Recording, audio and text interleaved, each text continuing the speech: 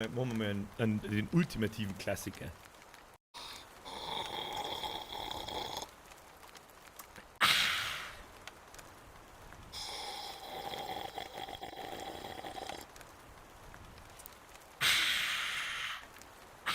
Hör mich, da geht was. Offensichtlich geht was, dann ist der Schmiedi da. Nicht die Mama! Donk, donk, donk! Müssen wir als Meme einbauen. Ich hab's leider nicht gefunden. Also ich hab's schon gefunden, aber leider nicht gerotos gehabt. Schmiedi, merci. Löwenzett! As fuck! Jetzt muss ich da mal leiser machen, aber sonst schreien wir wieder einen Tinnitus. Weißt du selber, was es ist? Habedere Bürger. Habedere Löwenzett! Entspannt TN Stream.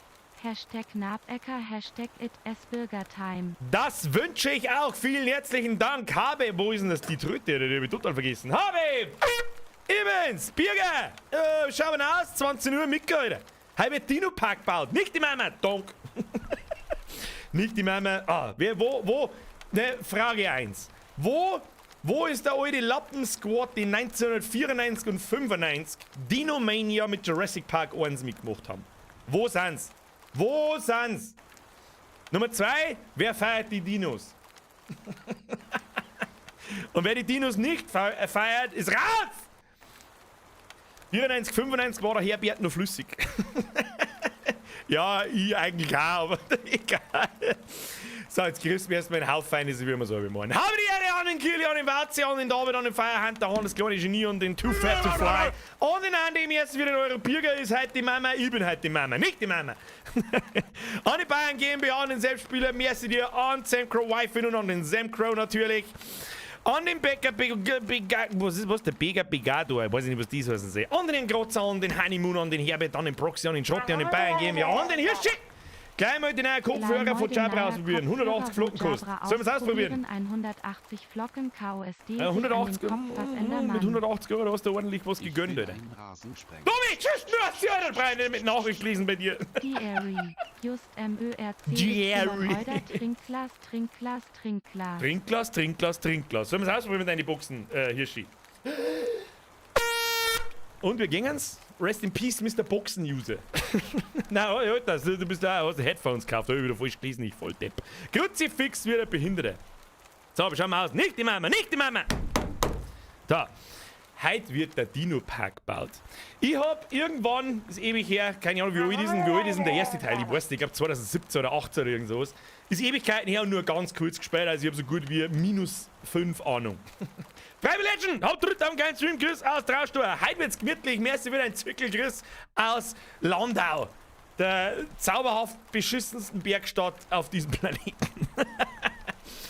Ich bin gespannt, ich bin eigentlich ziemlich großer Aufbaustrategie- und Wirtschaftssimulationsfan, sehr großer Fan davon sogar. Zu viel Plan habe ich nicht, aber das werden wir schon herausfinden. Smikey! Merci für den Zwickel, der Bier-Ego, heute leider nicht so lang, den heute spiel Salzburg gegen Sevilla. Aber ich habe einen Poster bestellt, danke, dass das immer so ein Gaudi ist. Heute ist glaube ich, ein bisschen weniger Gaudi, ich habe nämlich wirklich vor das Spiel mal halbwegs anständig und ernsthaft zum Spielen, so richtig von null weg. Ich bin ein sehr großer Jurassic Park-Fan, ich war auch 94, 95 in dieser Dinomania dabei, ich liebe Jurassic Park 1. Über den ganzen Rest kann man dann streiten. Sims! Der Grundscheiß Sims! Grund dir 10 ist 2. Leute, Sportzeug auch in die Donations.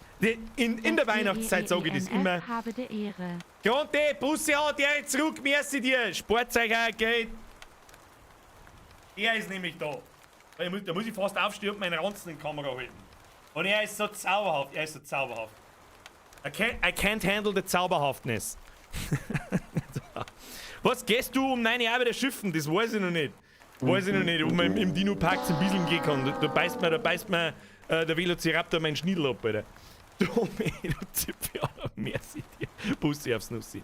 Der Conti schreibt, ist schon bestellt. Ja gut, dann kann ich auch keinen mehr helfen. Leute, danke schön. Übrigens an alle, die sich so einen Teil gönnen. Das waren einige. Haben mit Sicherheit Leute dabei, da erinnert sich, die sich was gegönnt haben. Vielen herzlichen Dank. Bussi aufs Nussi. Herr Donner! Das ist ein Dino. Weiß nicht, was er tut. Biatch! Das ist ein Dino. He knows D. Oder so. Herr Donner, merci für deinen Fünfer. Jurassic Park. Ich liebe ihn. Deswegen habe ich mich auch heute ganz gekonnt für diesen Background entschieden, anstatt ein Jurassic World Background. Ganz einfach, ich werde nie vergessen, wie es der ganzen Welt einen Schädel zerrissen hat, wie es den Film gesehen haben. Also das war damals, den kannst du teilweise heute noch anschauen. Ich meine, natürlich merkst du die CGI-Effekte und den ganzen Scheiß, den kennst du natürlich, und der Film ist fast 30 Jahre alt. Auf der Bierbing steht der kleine Dinosaurier. Und der ist nicht die Mama. Mr. Dark Hubs, merci für deine Mitgliedschaft. Bussi aufs Nussi. Eine ins Viech, danke für deine Mitgliedschaft. Seriously. So, Jurassic Park, dieser riesen Kackhaufen. Boah, leck, ja, stimmt. Was tun denn zu, du Zipfel? Kauf dir ein T-Shirt dann, du Psuffen, RRRRRT. Punkt auf an geilen Stream, grinsender Smiley, politischer Hammer-Handschlag. Güsse aus Tirol. Ja, Zutat, weiß ich auch nicht, was ich sagen soll. Ich weiß auch nicht, was ich sagen soll. Leute, chillt's. Haltet es in Grenzen, es ist echt mehr als genug. Danke für deine 25.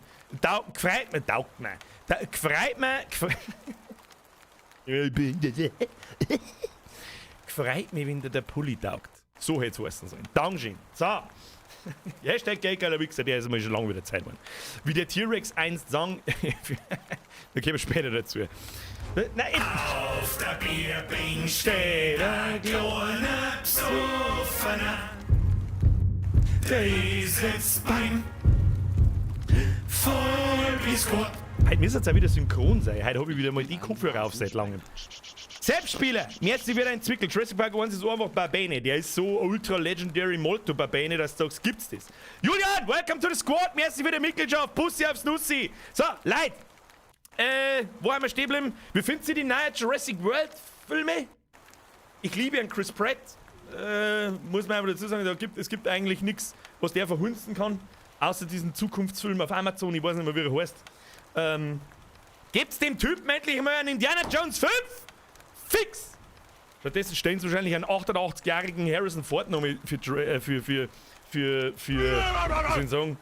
für Indiana Jones hin.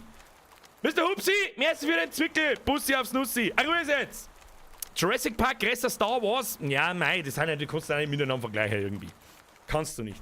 Aber werde ich nie vergessen, 94, wie dieser Film rausgekommen ist, wie es die Leute... Auf der Bierbing steht ein kleiner Psoffener. Der sitzt beim Vollbiskott. Mr. Blood Tiger! Bussi aufs Nussi, welcome to the squad, danke für die Mitgliedschaft. So, Leute, jetzt in der Ruhe. Tomorrow War heißt der, ja. Ist absolut richtig, der Chris Pratt für was weiß ich, Alien Invasion, irgendwas Film. Der war nicht super schlecht, ja. Er war aber auch nicht wirklich gut. Also, blablabla. Der Captain Kampfmann, die Bürger, was los mit Battlefield 2042? Weiß ich nicht, fragt Dice. wenn Battlefield weniger Spieler auf Steam hat wie fucking Landi, dann kann ich Dice auch nicht mehr helfen. Wir verkacken, kommen. Dice so in der Konferenz. Ja, wir verhunzen so immer das neue Battlefield. Antwort, ja. Das war's. Mehr sage ich zu Battlefield. Ich schaffe keine 10 Minuten in dem Spiel, ohne dass ich mich zu Tode aufreg. Dieses scheiß verkorkste Dreckspiel war der Fehlkauf meines, des Lebens nicht, aber der Fehlkauf des Jahres. Und zwar Vollgas. Voll. Das Spiel ist gut, weiß gar nicht, was alle haben. Ich weiß es auch nicht. Na, Kinder, na. Morgens regnt's bei dir, regen's bei dir. Bei mir regnt's ein wenig, ja. Da duscht's ein wenig runter. Super, das ist ein super fancy Effekt, was sagst du denn da dazu? Leute, was ist denn jetzt mit Spielmails? Jetzt ist erst mit Donation Sound, Pause, aus. So. Dann machen wir da zu und da ich sagen, chillen wir uns, oder? Heute ist übrigens die neue Warzone-Season losgegangen mit Pacific. Da hätte ich Bock, das hätte man eigentlich streamen sollen heute. Aber heute wird's gemütlich. Heute, zurückladen, Maul halten, ein bisschen einen Düdel holen, Düdel was zum und dann gehen wir mal gemütlich, wir Transportfever Vibes und Rimworld Vibes, hoffe ich zumindest. Also das artet in dem größten Stress, also alle Dinos fliehen oder brechen aus und randalieren oder so. Aldi! Für die schalte ich es noch mehr, ich weiß, dass der Wunsch hat. Der sitzt beim Voll Squad. Man muss das aber jetzt immer nur noch flüstern. So, jetzt schalten wir um. Das ist Ruhe. Alerts aus. Aldi, welcome to the squad.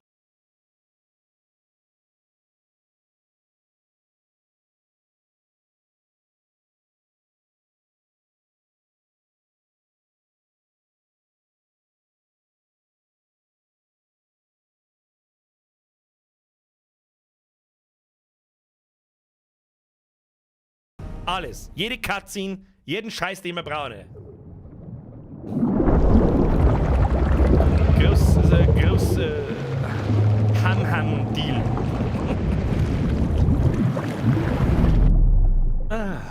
Sauber. Ich hab Bock, ich sag das, wie es ist. Ich bin so gespannt, was das Spiel kann. Ich sag's dir, wie es ist. Also für die Leute, die es vielleicht gar nicht kennen oder keine Ahnung. Es ist eine Aufbaugeschichte. Du baust einen Dinosaurierpark und kümmerst dich da um die Forschung und irgendwie kannst du die DNA von den Dinos ändern und lauter so einen Scheiß und dann einen Besucherpark quasi bauen und musst dann Geld verdienen und wieder weiter forschen und dann kennen die Ausbrecher und bla, mehr weiß ich auch nicht. Manu, warum heute nix Halo? Weil heute ist nix die Mama! Herr Franz, servus Bier, was ist eigentlich mit deiner Sauf-App? Mr. Franz, das ist eine gute Frage, die weiß ich nicht, was ist mit meiner Sauf-App? Was soll jetzt der Song drauf? Die ist brutal. Was soll jetzt der Song? Sebastian Franz, merci für den Zwickel. Schön, merci für den Zwickel. Dinos, Ruhe ist jetzt. Leid, Schluss jetzt. Jetzt seid, oh na, kein Film wie ein Halloween. Keine Sorge, das ist kein Film wie ein Halloween. So, Eingabe drücken, das kann ich. So, was wir mit da werden, ich war halt ganz kurz einmal drin, ich hab bloß einmal geschaut, ob alles funktioniert und Grafik eingestellt und den ganzen Mist. Wir werden eine Kampagne spielen. Ich bin normal immer der Sandkasten-Modus-Fan, wo du bauen kannst, was du und wie du willst. Herr Heinziger! Rotze stoned und dein Stream ist besser. Ich darf dann auf alle Fälle nur deinen richtigen Namen hinschreiben. Pro-Gamer-Move. Wir spielen mit Kampagne, ne? Ist da so hinter mir. Da wird uns ein bisschen gezeigt, dass wir zum Tor haben und so weiter. Ah, was ein Spur ist zu laut. Mal schauen. Julia schreibt, das Spur ist zu laut. Was sagt der Rest? Warum eigentlich kein Dino-Kostüm? Dinos größer Fendt. Das ist eine berechtigte Frage, Herr Heck. Berechtigte Frage. Ist das Spiel wirklich zu laut? Müssen wir mal hier Audio, Musiklautstärke, machen wir mal 65. Machen wir 70. 75. Einigen wir uns auf 75. Wie laut ist Jurassic Park? Ja! Kevin, wo ist denn Dino? Kommt gleich, nicht die Mama. Merci dir. So. So, aussetzt da. Eingabe, raus, Spiel, Kampagne und dann zuhören, weil da glaube ich, das glaube ich nicht, das weiß ich, da kommt jetzt nämlich gleich eine Ansage und da habe ich mich sehr, sehr, sehr groß gefreut. Sehr stark gefreut. Muss ich jetzt da, wo kann ich jetzt da mal lauter so, passt. So, Kampagne! Tauche ein in eine fesselnde neue Jurassic World-Geschichte, die nach den erschütternden Ereignissen von Jurassic World das gefallene Königreich spielt. Hilft der Naturschutzbehörde DFW, die Saurier zu halten und zu beschützen. Warum wird denn jetzt Muse so eskalativ? Jetzt ist Schutzlaut! Jetzt höre ich mich selber nicht! Ich wollte gerade vorlesen, du Spackenspey! Hilft der Naturschutzbehörde DFW, die Saurier zu halten und zu beschützen, die jetzt überall in den USA wild umherstreifen. Da muss ich schon wieder so, die Muse, da krieg ich schon wieder Gänsehaut. Gänsehaut und ein bisschen lästig bin ich auch schon wieder. Nicht die Mama. So, weiter geht's. Los geht's. Jurassic World. Wer kennt die Synchronstimme? Hier beginnt unsere Geschichte. Ein wissenschaftlicher Durchbruch. Ohne jede Rücksicht auf die Konsequenzen. Ich weiß leider nicht mehr, wie es heißt, aber die Natur nahm ihren Lauf und entfesselte Chaos. Wer kennt denn die Szene, wo die eine noch größere Illusion von Kontrolle. Wenn die Dinosaurier kämen. Das ist die geilste. War noch viel schlimmer. Und also ich gehe mir davon aus, dass jeder die Filme gesehen wir wieder, wie wertvoll das Leben ist. Weil ich die nicht runterladen Aber dann im Lauf der Zeit verblassen die Erinnerungen an den großen Kontrollverlust. Und Ehrgeiz kann sehr hartnäckig sein. Indominus Rex war der Kurs. Für die zurückgebliebenen Saurier verlor die sind alle Zeit gestorben an Bedeutung. War schon traurig. Von Wundern der Wissenschaft zu Objekten der gnadenlosen Ausbeutung. Das war wahrscheinlich dann der Indominus Raptor, ich weiß nicht mehr, wie er geheißen hat, aber das im Haus drin, das war ein bisschen weird. Das war ein bisschen überdenken die wahre Natur der Natur. Ein endloser Zyklus das ist eine Szene mit nur aus dem einem Film, Ziel. Überleben. habe ich zumindest schon mal gesehen.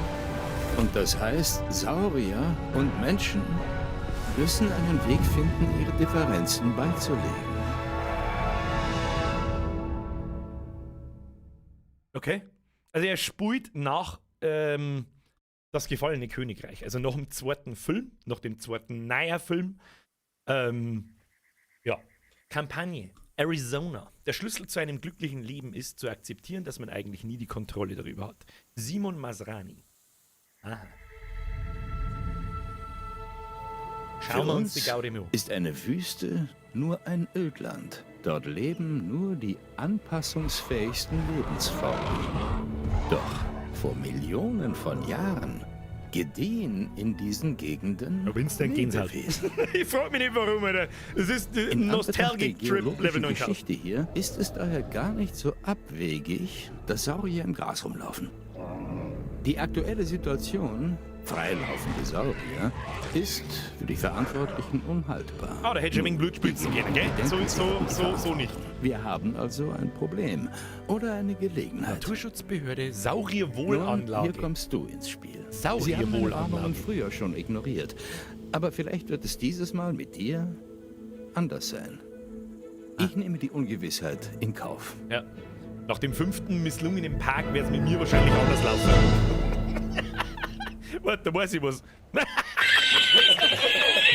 Okay, ich schätze, es wäre angebracht, wenn ich mich vorstelle. Hallo. Ich bin Cabot Finch, Cabot Finch. stellvertretender Direktor der US-Naturschutzbehörde. Ich weiß, das klingt wichtig und das ist es auch. Aber verlieren wir uns nicht zu sehr in Titeln und Organigrammen. Ich mache es einfach. Sie arbeiten für mich. Okay. Sehen Sie? Nichts dabei. Du bist quasi der Sie Geldgeber. werden mit den Experten arbeiten. Mr. Cabot. Das sind Claire Deering und Owen Grady. Und ja, wir haben direkte Erfahrungen mit den Sauriern gemacht. Originalgesicht Ich von der bin die Claire. ehemalige Leiterin von Jurassic World. Ja, das hat er richtig gut Owen hingekauft, und Claire. ich haben Das war dabei richtig gutes geholfen, Zeug. den Park zu errichten. Und leider waren wir auch bei seiner Zerstörung anwesend. Und da ist Owen. Er arbeitet mit den Velociraptoren. Der Owen? Sei Man dabei. könnte mich einen Saurier-Cowboy nennen, aber Mit offiziell bin ich Originalstimmen. Tierverhaltensforscher. Ich habe gerade eine Vertrauensbasis mit ihnen aufgebaut, als das losging. Okay, wir müssen sofort ein paar Dinge in die Wege leiten. Beginne mit einer Unterstützungsanlage, mit einem Ranger-Team, mit Geländefahrzeug. Und einem Helikopter-Einfangteam. Ja, jetzt chill mal. Ich weiß wieder, was das Helikopter-Einfangteam noch irgendwo. Was möchte er von mir? Jetzt, also, erstens, 11 von 10 für den Original-Synchronsprecher. Für die Originalpersonen und für den Jeff Goldblum seine Sprecherstimmen im Intro. Gibt schon mal 11 von 10, scheißegal wie gut oder schlecht das Spiel ist. It's 16 times the detail, wie der Soul of Cell schon sagt. So, ich muss jetzt auf alle Fälle, baue eine Unterstützungsanlage. Nutze die Funktionsleiste, um eine Gebäudekategorie zu öffnen. Gut, das ist in jedem Aufbauspiel relativ ähnlich. Was tut der Unterstützungsanlage? Ranger-Teams überwachen das Saurierwohl und führen Reparaturen im Park aus. Das Einfangteam betäubt Saurier, die umgesiedelt werden sollen. Das heißt quasi, wir können dann nicht einfach sagen, so, hier Saurier, blub, da bist du drin und so wie das vielleicht bei Theme Park oder so war, sondern die müssen dann wirklich abgeholt werden und dann umeinander transportiert werden. Ich verstehe. Und wo sollen wir das, Alter, was im angezeigten Bereich platzieren? Okay, das kriegen wir hin. Hier kostet $100.000, rechts unten, ihr seht es auch, ist recht schön, wie viel Geld das ich habe. Ich bin nicht irgendwo im Weg, dahinter haben wir auch nicht Steuerungselemente und so. Ja, wird schon passen. Da kann ein Heli landen und dann ist dieses Ranger-Team quasi. Okay. Die Wir machen Aufbauanimation muss ich sehen. ausgezeichnete Fortschritte. Ausgezeichnet. Als nächstes sollten wir einen Notfallgenerator errichten und dann dessen Strom in die Unterstützungsanlage einspeisen. Stelle sicher, dass das Gebäude mit dem Wegenetz verbunden ist, damit es auch einsatzfähig ist. Okay. Good old classic Mechanics. Was haben wir da? Strom und irgendwo kann man einen Weg bauen. Da kann man einen Weg bauen. Ich kann keinen Weg bauen. Wieso nicht? Weil das nur ausgegraut ist. Dann bauen wir zuerst einen Strom. Was haben wir da? Notfallgenerator. Vielleicht sollten wir von dem 15 bauen, weil es geht immer der Strom aus. Dann gibt der Dino und frisst alle. Produziert 30 Einheiten Reservestrom und verteilt diesen an nahegelegene Bauten, wenn keine andere Stromquelle vorhanden ist. Muss regelmäßig kostenpflichtig aufgetankt werden. Kostet 174.000 und produziert 30 Stromeinheiten. Ansonsten hat es keinerlei Anforderungen. Was ist das da herum eigentlich? Ich hoffe, ihr seht meinen Mauszeiger, der ist ein bisschen winzig, aber egal. Energie 5+, das wird wahrscheinlich Es irritiert mich ein bisschen. Entweder verbrauchen wir mir zu viel Energie und wir haben quasi mit 5 im Minus, aber da steht 5 plus und das da, weiß ich nicht, was das heißt. Keine Ahnung. Da haben wir einen Zaun, einen Elektrozaun wahrscheinlich, der hat auch keinen Strom, also werden wir wahrscheinlich mit 5 im Minus sein. Oder brauchen wir 5 mehr Strom. Das werden wir jetzt gleich sehen, wenn da jetzt dann 25 in grün dort steht, kennen wir uns aus. So, jetzt nehmen wir mal das Ding. Das hat offensichtlich einen Einzugsbereich. Das platzieren wir, wie platzieren wir das? Machen wir mal ganz unten im Eck irgendwo. Damit wir später noch Platz, oder ganz da dran, damit wir später noch Platz für andere Sachen dort haben. Also. Braucht das auch einen Weg? Und wie ist das mit dem Zaun? Glaubt das, wenn ein Element von dem Ding am Zaun drüber ist? Bauen wir mal. So, easy. Easy! Bauanimation muss man begutachten. Ja gut, schaut akzeptabel aus. Okay, jetzt ist da oben wahrscheinlich einfach eine Warnmeldung. Wir haben mit 5 im Minus gewinnt. Da brauchen wir noch einen Weg. Kriegen wir hin. Wege. Ah, das sagt ihr jetzt wieder nicht, gell? Da muss ich ein bisschen auf Zeiten gehen. Mein Micah! Zerfix Stream vergessen! Scheiße, ich hätte wieder erinnern sollen, gell? Merci für deinen Fünfer. Zerfix Stream vergessen war so im Programmieren für die Webradio-App drin. Da kehrst hin, mach weiter, lass dich von mir nicht ablenken. Und Mr. Sebastian Franz, ich weiß wirklich nicht, was für Probleme. Hat irgendjemand noch Probleme mit meiner App auf Android? Ja, hör jetzt zum ersten Mal, sag dir, was es ist. Sag dir, was es ist. Naja, gut. Franz. Da fehlt es am Willen irgendwo. So, jetzt müssen wir einen Weg bauen. Ich gehe nochmal auf Zeiten. Da. Das ist ein bisschen doof, dass ich jetzt da davor sitze. Ich weiß jetzt auch nicht, wo ich mich da hinschirmen soll, aber das schauen wir mal. Anlagenweg. Da haben wir nichts, was ersetzen aus. Nein, wir haben bloß den einen Weg. Okay. Ja. Wäre wahrscheinlich. Oh, leck, schau dir den Preis an. Schau dir den Preis zu dem Vego! Absolutes Pro-Gaming! Verstehen nur die absoluten Hardcore-Idioten. Claire, Owen! könnte schwer werden, den Saurier vom Boden aus zu finden und ungemütlich, wenn wir ihn tatsächlich auftreiben. Dann ist es sinnvoll, ein Einfangteam-Helikopter zu nehmen. Sie können das Tier aus der Luft betäuben. Was? Also, ich habe doch gute Ideen. Finde und betäube die folgende Spezies in der Umgebung. Baryonyx. Wechsle. Was ist denn jetzt so? Langsam, Kinder. Langsam, Kinder. Ich mag nicht wieder die Hälfte versammeln. Nicht die Mama. Lokalisiere Saurier mit Priorität in der Umgebung, indem du den Kompass am oberen Bildschirmrand nutzt. Nähere dich dem Saurier und wechsle mit R zum Zielmodus. Wie Ziel? Muss ich jetzt Hubschrauber fliegen? Ich wollte Heißal bauen! Okay. Vorher im Zielmodus mit Betäubungspfeile abbeimieren. Okay, das habe ich nicht gewusst. Ich habe nicht gewusst, dass wir Helikopter fliegen müssen und Saurier fangen. Sag ich nicht, nein. Ich muss jetzt da alle gut machen. Wie steigt man? Leer. Da hinten ist er. Nicht den Bahn fliegen, Bürger. Kriegst du hin. Mit mir als die geht alles. Jetzt hast du steigen. Kriegen wir hin. Hinten ist er. Ich seh ihn doch. Der blinkt da schon so, dass du sagst, da gibt's es. Kimi! Wie singt man wieder? Wie singt man? Mit Steuerung. Okay. Alex, das ist voll cool. Und jetzt? Was mit R? Wo mit? Bitte! Was? Betäubungsmittel wird verabreicht. Fliegen nach! Was ist mit ihm? Voll um! Muss ich da... Ich hab da sogar noch in den Arsch eingeschossen. Nein, in den Popo. Zusammengefallen. So. Ja, hier ist Owen. Verstanden. Wir transportieren ihn jetzt. Erfolgreich eingefangen. Ich wusste, du würdest es schaffen. Kein Zweifel. Wirklich? Vielleicht 1 oder 2. Naja, Schafft besser als wütend sonst. Das reicht mir. Also, wo schaffen wir den Saurier hin? Wir haben das Gehege. Jetzt fehlt nur noch die Lieferung. Tue ich das nicht immer? Gehege-Lieferung? Warte, sag jetzt Besser nicht lieber steigen als nichts. im Battlefield, das stimmt. Das kann ich bestätigen. Wo transportiere ich folgende Spiel? Ja, aber wie? Betäuben, leere auf und ab, Foto machen. Let's make a selfie! Oh, da gibt's was? Fotodetails? Kompositionsbonus? Mehrere Saurierbonus? Vielfältiges Verhalten?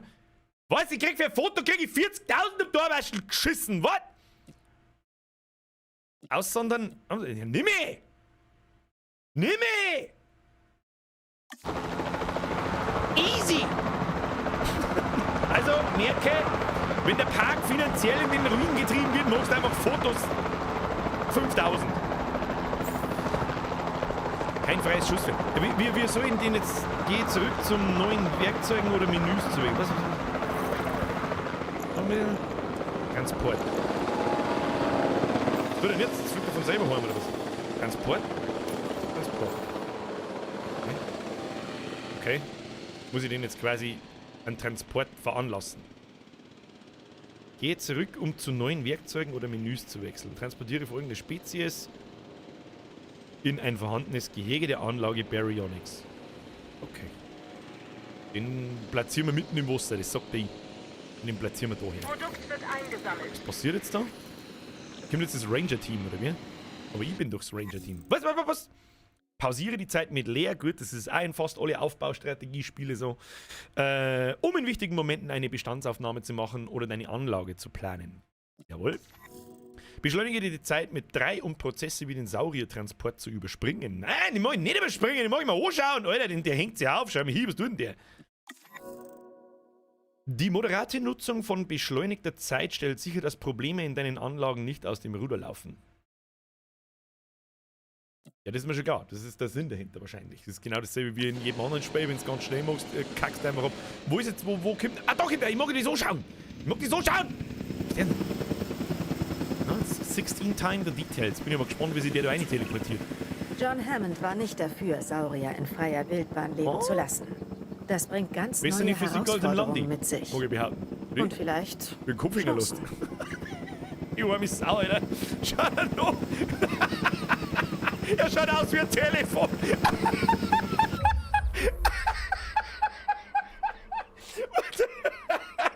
Er schaut einfach aus wie ein Telefon. Ich weiß auch nicht. Ja, egal. Wo weiter? Ring, ring, ring, ring, ring, ring, ring. The Dino-Phone. Los geht's. Sorge dafür, dass Baryonyx im Gehege ist. Das kriegen wir hier. Dino müde, Dino schlafen. Hallo? Miau.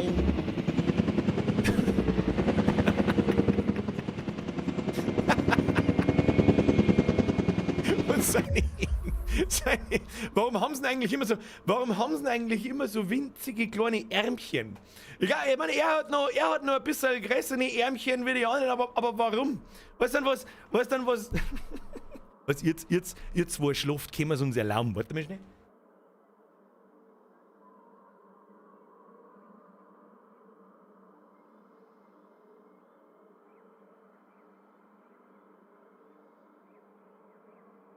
If you're happy and you know it, clap your... Oh.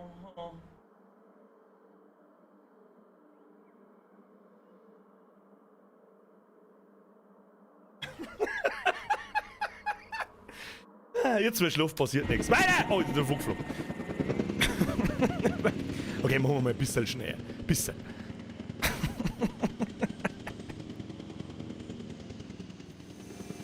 Das kein T-Rex, aber ich halt auch kleine Ärmchen. Ich bin schon sauber da hin platziert, wo er hin soll. Produkt zugestellt. Achso, und jetzt ist er instant aufgemacht. Schau mal, wie schön das ausschaut. Oh, Und eine ich erkenne diesen Saurier. Ist schwer zu vergessen, wenn man einmal mit einem eingesperrt war. Wir konnten den Baryonyx damals nicht retten. Aber den hier bestimmt.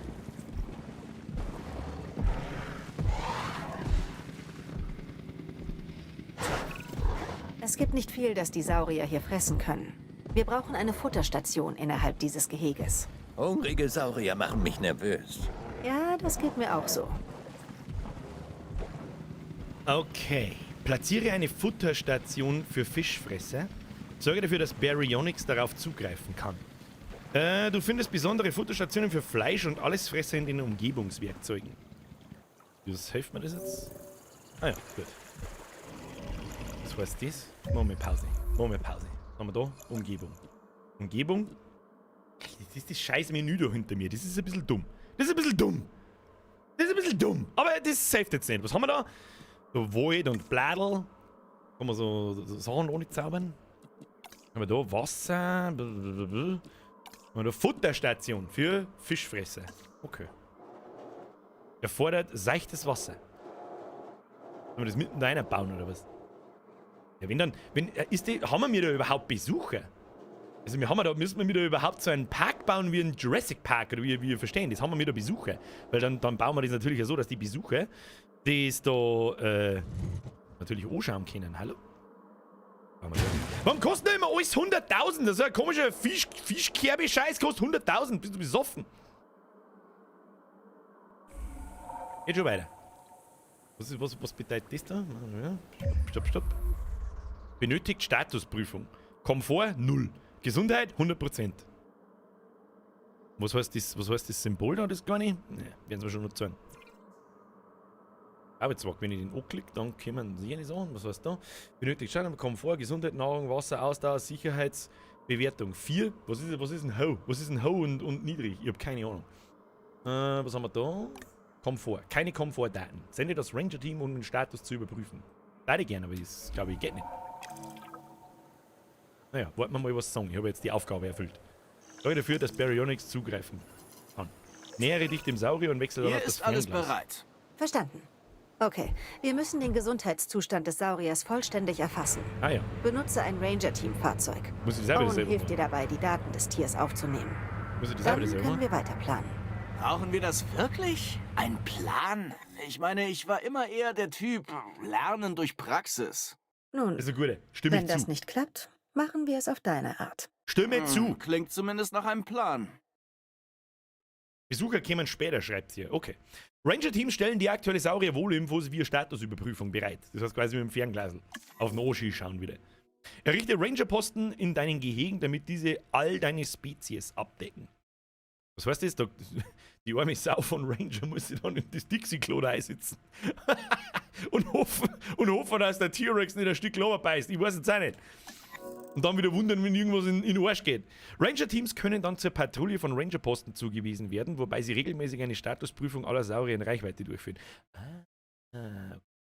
Okay, verstehe. Na gut, muss ich jetzt wieder fahren. Das kriegen wir hin. Ich weiß nicht, wie wir da fahren, aber ja, ebenfalls. Ich bestätige ebenfalls bessere Steuerung als bei Battlefield und auch beim Landi. Hört euch nicht an. Ich muss jetzt doch da den da durchmessen. Rückwärts langt das. Wie nah muss ich denn da ohne? Ich habe keine Ahnung. Ah ne! Beim nächsten Stream wollen wir die im Dino-Kostüm sehen. Verdammte Scheiße. Jetzt soll ich mir da wieder angefangen. Aber bis jetzt finde ich es nicht schlecht. Also. Was muss ich denn da jetzt tun? Nähere dich dem Saurier und wechsel dann auf das Fernglas. Oder sonst irgendwas tun? Na. Bremsen. Muss ich nicht dahin wahrscheinlich, hä?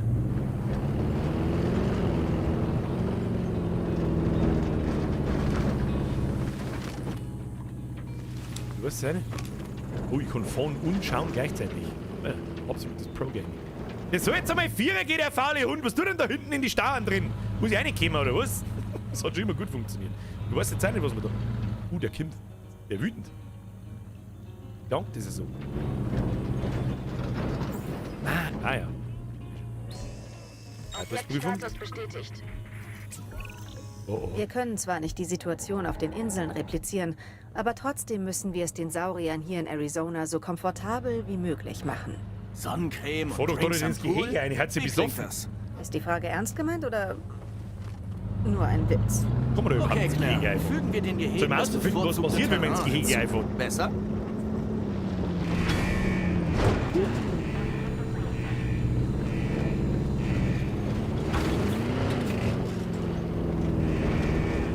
Der schaut so wütend aus, der frisst uns doch.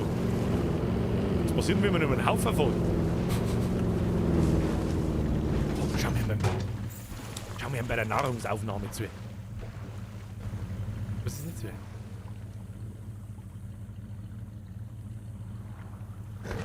Oh.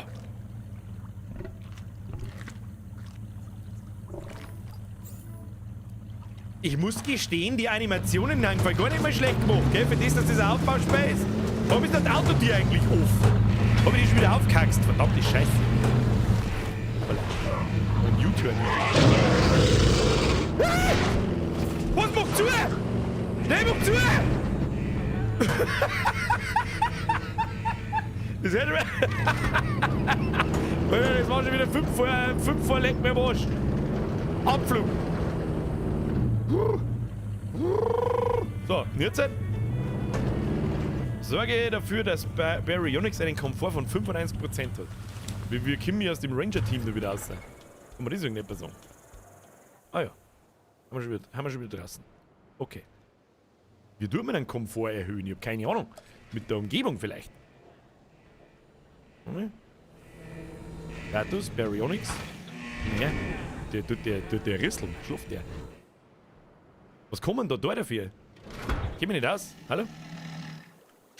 Mach ein paar Felsen hin, damit der Komfort höher wird. Das wollte ich hören, Schrö. Das sind die Informationen, die ich brauche, Alter. Okay, probieren wir. Wahrscheinlich halt Umgebung, nehme ich an. Oder? Umgebung, was haben wir da? Da können wir ein bisschen ausmalen. Ich mag nicht ausmalen. Da haben wir Wüstenfelsbrocken. Die gefallen mir. Gefallen dir die? Sollen wir da mal einen Healing, damit nichts passiert? Zu nah am Saurier. Der haben wir mal, weiß ich jetzt auch nicht. Kosten Tausender das Ding. Bumm. Haben wir einen Stor gebaut. Was haben wir sonst noch? Gefälle. Ja gut, da kann man das Terrain anpassen und so. Wasser, Kehrwasser, Radius, Höhenlinien aus. Brauchen wir nicht. Das ist ein paar Bahn rein. Magst du Bahn? Dino Sepp, gefallen dir Bahn? Kannst du dich besser verstecken, die baue ich da her. Oder brauchen wir so Tropen-Dinge. Was sind das da? Samenpflanzen. Ziersträucher, Graslandbüsche. Mit. Oh. Wie was jetzt sein? Das schaut gut aus. Kann man das ein bisschen kleiner machen? Schau hin. Schaut doch gut aus. Von dem Tool bin ich noch nicht so 100% begeistert, weil ich nicht so ganz check, was das tut. Machen wir noch einen Kaktus. Ich weiß jetzt auch nicht. Was noch? Er braucht doch nur Steine.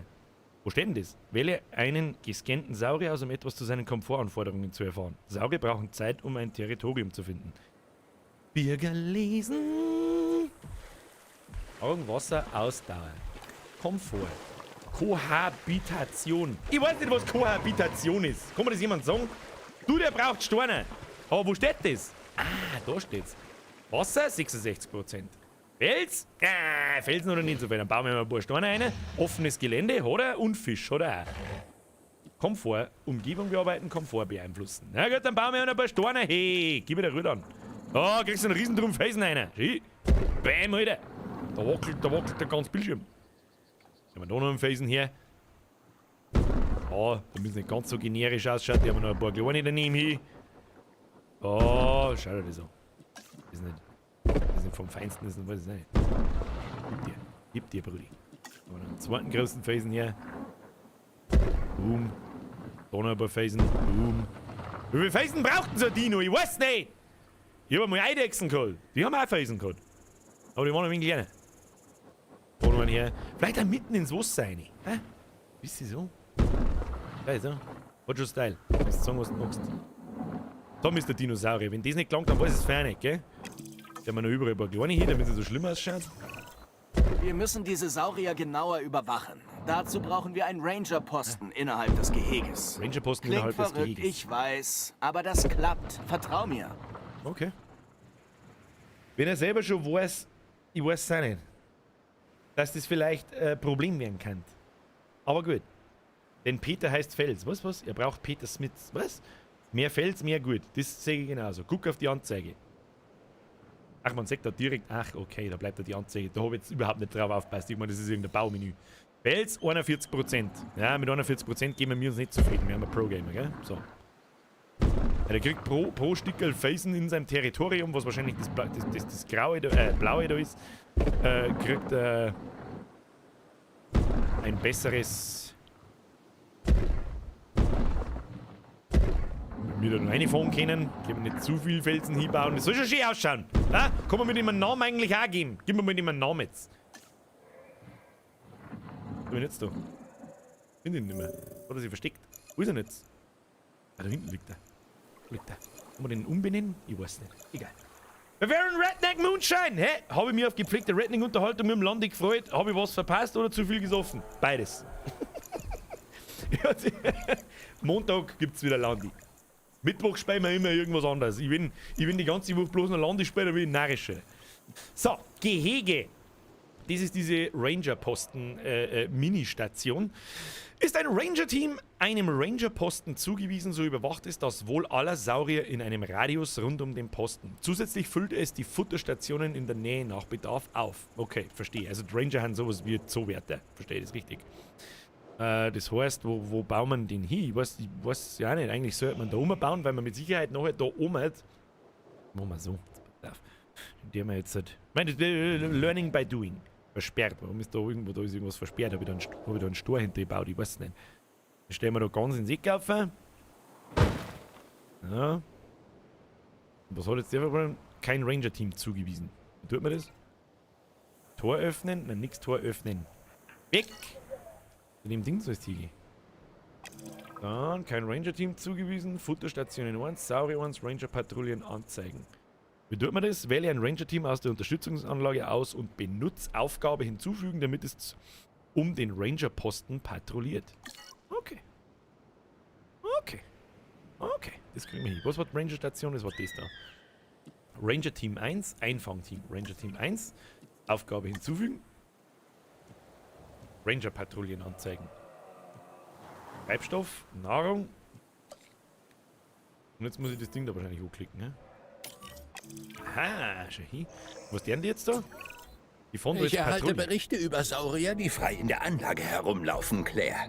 Die Berichte sind vielleicht richtig, aber sie zeichnen kein vollständiges Bild unserer aktuellen Lage. Wütende Saurier laufen herum. Was ist da los? Sie sind nicht wütend. Sie handeln einfach instinktiv. Je bedrohter sie sich fühlen, umso feindseliger werden sie. Vor allem, wenn es um ihr Überleben geht.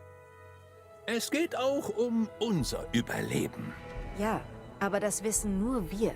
Na, für den Moment. Wir werden einen der Saurier vom Helikopter aus betäuben und ihn mit einem Transportteam zurück zur Einrichtung bringen. Gut, dann los. Ich mein, der schaut schon sehr nach einem Raubsaurier aus, gell? Also jetzt pass mir Obacht. Der schaut schon ein wenig, also ich habe ja keine Ahnung, aber der schaut schon ein wenig nach einem Raubsaurier aus. Ich meine, er frisst Fisch. Aber ich glaube, dass er sich nicht recht hart tut, wenn er, was tut er jetzt, ein Ohrling? Wenn er Menschen fressen möchte. Und die fahren da die ganze Zeit drin umeinander, dann geht das Tür da einmal auf. Was ist denn, was denn bei einem T-Rex? Fahren sie da auch mit dem Auto rein und schauen einmal nach, ob er heute in der Früh anständig beim Scheißen war, oder was zur Hölle? Nehmen wir mal das da. Und ist das wichtig? Das ist jetzt natürlich ein bisschen spät für diese Frage, aber egal, weil natürlich ist jetzt nur die Hälfte von dem Gehege da sichtbar, aber die Futterstation ist im Einzugsbereich. Klangt das? Oder muss ich das Ganze, das werden wir herausfinden. Ja, Learning by Doing, das werden wir schon herausfinden. Herr Geibefee, tritt so weit der Bürger überläuft, schöner Nikolaus noch nachträglich, wünsche dir ebenfalls mehr zu dir und kriegt der Käfig bald einen Bürger Rex. Das werden wir herausfinden. Herr Geibefee, merci für dein Drilling. Was ist Schokopark? Das Schokoauto parkt aus. Ah, ich glaube, dass ein Obama ins Weiße Haus schickt. Jetzt mal. Nächste Aufgabe. Finde und betäube die folgenden Spezies in der Umgebung. Triceratopse! Das weiß sogar ich, wer das sind. Das sind... Übernimm von der Unterstützungsanlage aus die direkte Kontrolle über das Einfangteam und will die Dinosaurier zu finden. Das haben wir schon mal gemacht, das kriegen wir hin. Direkte Steuerung. Daten! Und da hinten wird was angezeigt. Fliegen wir gleich hinter dir. Gibt's gleich einen Pfeil im Popo. Gleich gibt's einen Pfeil im Popo. Ich sehe gleich schon. Das sind ja 3. Wie viele Pfeile muss ich in denen wieder ballern? Irgendwann mal mit her, dann ist es vielleicht mit Herren wieder ein bisschen gut.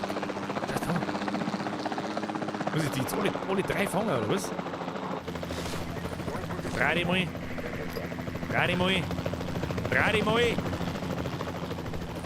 Da hinten. Ich hol den drauf, ich glaub schon. Ah, die laufen! Jetzt schießt mal wem, der schluckt. Müssen wir gleich nur einen hinten, nicht, dass damit nichts passiert. Ein in den Arsch! Der schluckt, nein, der schluckt im Wasser rein, der sauft! Da müssen wir noch mehr fliegen. Drehen und fliegen. Los geht's.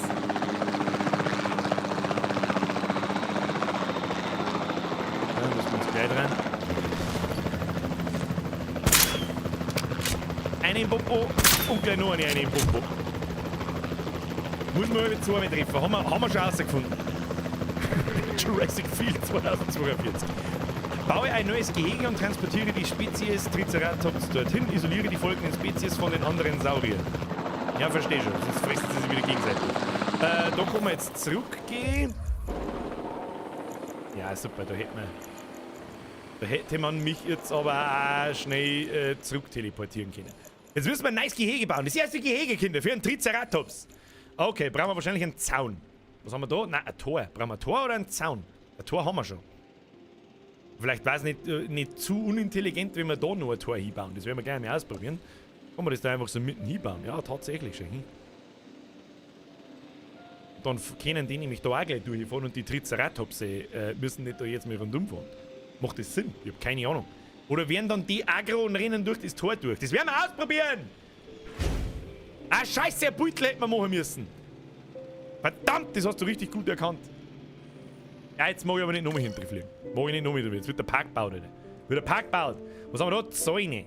Zäune. Okay, da haben wir verschiedene. Da haben wir einmal einen kleinen elektrischer Zaun und ein Tor. Ja, recht viel haben wir noch nicht da, gell? Okay. Mann, die haben zu dritt. Wie viele Stimpen haben wir da gebaut? 1, 2, 4, 6, 8, 10, 12. Ja, nein. Was weiß ich. Passt denn noch ein wenig ein Gehege? Mal bauen. Achso, das gibt mir eh vor, wie groß das ich bauen soll, oder was? Oder geht das aber bloß abschnittweise? Und die haben zu dritt. Ah, machen wir so, das passt schon.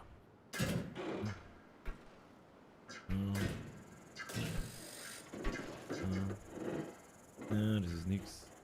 Lasst das Ei auf der Höhe von dem... Ja, schau, da ist was denkt worden! Wer hätte das gedacht?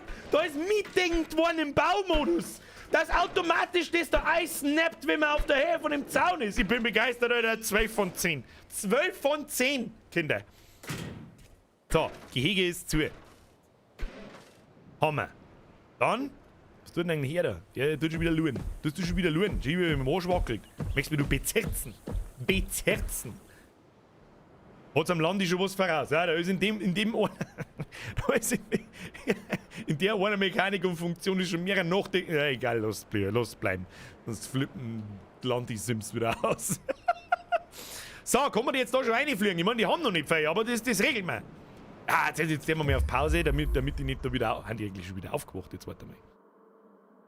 Schlafen die schon noch? Jetzt ist schon noch schlafi da. Betäubt. Naja, steht schon dort. 6 Minuten 51 haben wir Zeit. Aber drücken wir wieder dabei auf Pause und bauen wir unser Gehege. Die kriegen jetzt auch eine schöne Wasserstelle, ein wenig eine Erhöhung. Da bauen wir jetzt da grob so nach. Das kriegen wir schon hin. Jetzt pass auf. Jetzt nehmen wir mal Wasser. Wo der wir das Wasser hin? Ich weiß nicht. Da fahren die Ranger umeinander.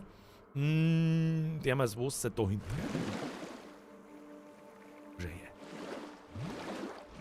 Das nicht gut ausschaut, dann weiß ich es auch nicht. Machen wir den Radius kleiner. Schaut aus, als war ein riesengroßer Dinosaurier draufgestiegen. Da machen wir Inselleiner. Ja, so wie schön das ist. Wie schön das ist, das holst du fast nicht im Shell aus. Jetzt kann man da ein wenig zeichnen. Was genau tut das? Ich sehe überhaupt nichts. Ja. Was passiert denn jetzt da? Da passiert überhaupt nichts. Platziert eine Sandtextur. Bietet Sand. Ich weiß ja gar nicht, was die brauchen. Müssen wir nachschauen, was die brauchen. Vielleicht sagen wir einfach, wir brauchen die überhaupt ein Wasser. Also wahrscheinlich ja, aber... Was brauchen die? Nahrung, Wasser, Ausdauer, Komfort. Ja, die müssen wir erst anschauen. Was haben wir da? Keine Leidensdaten. Schwächen. Hakenwürmer. Was sind denn Hakenwürmer, Alter? What the fuck, Alter? Ja, dann müssen wir es zuerst kommen lassen. Wenn wir sehen, was sie wollen. Aber die kriegen von alles ein bisschen was. Von alles ein bisschen was, ein wenig Steine, ein wenig Dinge. Jetzt werden wir jetzt mal das Gehege schmücken da. Schmückt das Gehege, Bürger! Ich habe keine Ahnung, was da so passiert. So, das kostet mir Geld, aber es passiert absolut gar nichts. Okay. Steine. Freilich geben wir ihnen ein paar Steine. Aber zuerst werden wir mal ein wenig einen Hügel. Ein Hügel. Schön. Hügel. Können Sie sich dahinter verstecken? Hügel. Da ein wenig ein Hügel her. Da ein wenig ein Hügel. Überall ein wenig ein Hügel. Da bist du ein Hügel, das hat noch keiner geschaut. Da machen wir einen größeren Hügel her. Und schon schaut das ganz akzeptabel aus. Akzeptabel! Gefälle, Höhenlinien aus Radius. Was sind denn Höhenlinien? Ach, das Zeug. Ja, das braucht kein Mensch. Braucht kein Mensch. Jetzt platzieren wir ein paar Steine. Mal mittendrin, da die Vorschlag. Da. Da oben und da hin, dass das irgendwie halbwegs random ausschaut, was wir mir da tun. Ein paar kleine Nähe dazu. Schau dir das an. Fast wie von Mutter Natur. Fast wie von Mutter Natur. Was sagt ihr dazu? Ich würde schon sagen. Zauberhaft.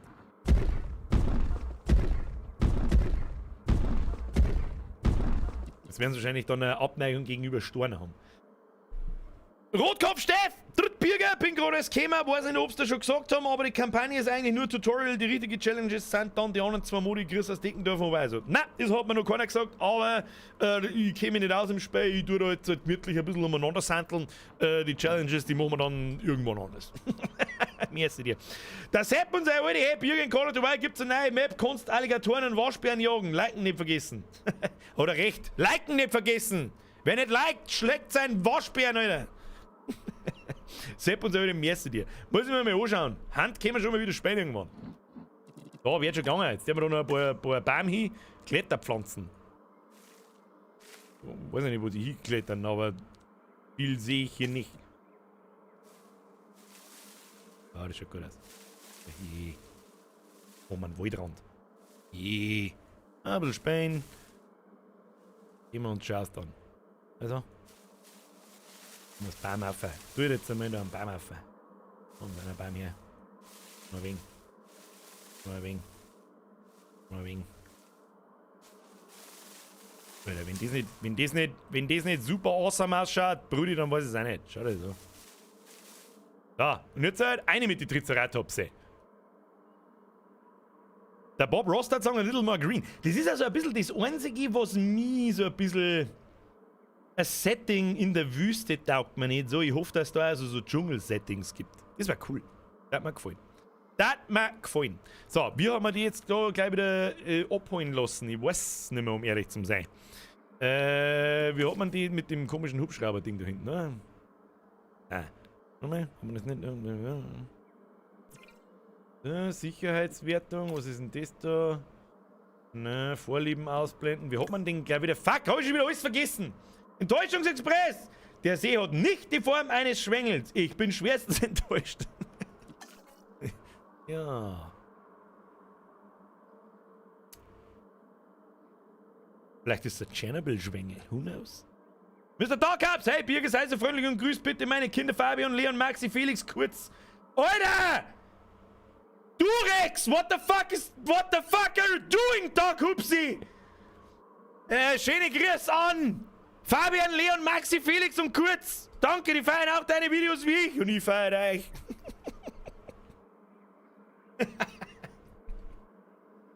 Merci dir. Bob Ross, let's put a little rock here and some happy plants there. Ja, genau so schaut's aus. Hirschi, auf der B15 neue Dino-Gehege, schmeißt es mit Felsen umeinander. Kein Penisteich, der Penisteich kommt schon noch. Der zählt nicht auf. How to Durex, Alter! Alter, wie viele Kinder hast du? 5? Ist der Kurz? Ist das der Nachname? Oder heißt du ein Kind Kurz?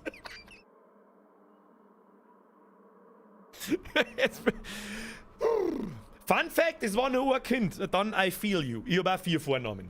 I feel you, Bro. Oder feit einer, nämlich Birger. So. Wir fliegen hier das Ding jetzt da gleich wieder fort. Ich weiß nicht mehr. Futterstation. Au, eine Futterstation brauchen wir auch noch, aber ich weiß noch gar nicht, was die fressen. Triceratops fressen da keine Fische nicht. In der Statusleiste links unten der Heli. Ah, Zitronenbaum. Herzlichsten Dank.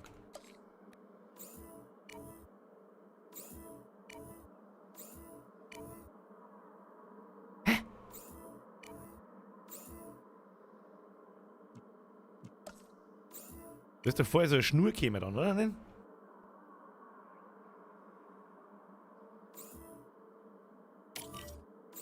Wieso kann ich den nehmen und den anderen nicht? Verstehe ich nicht. So, einer fliegt da.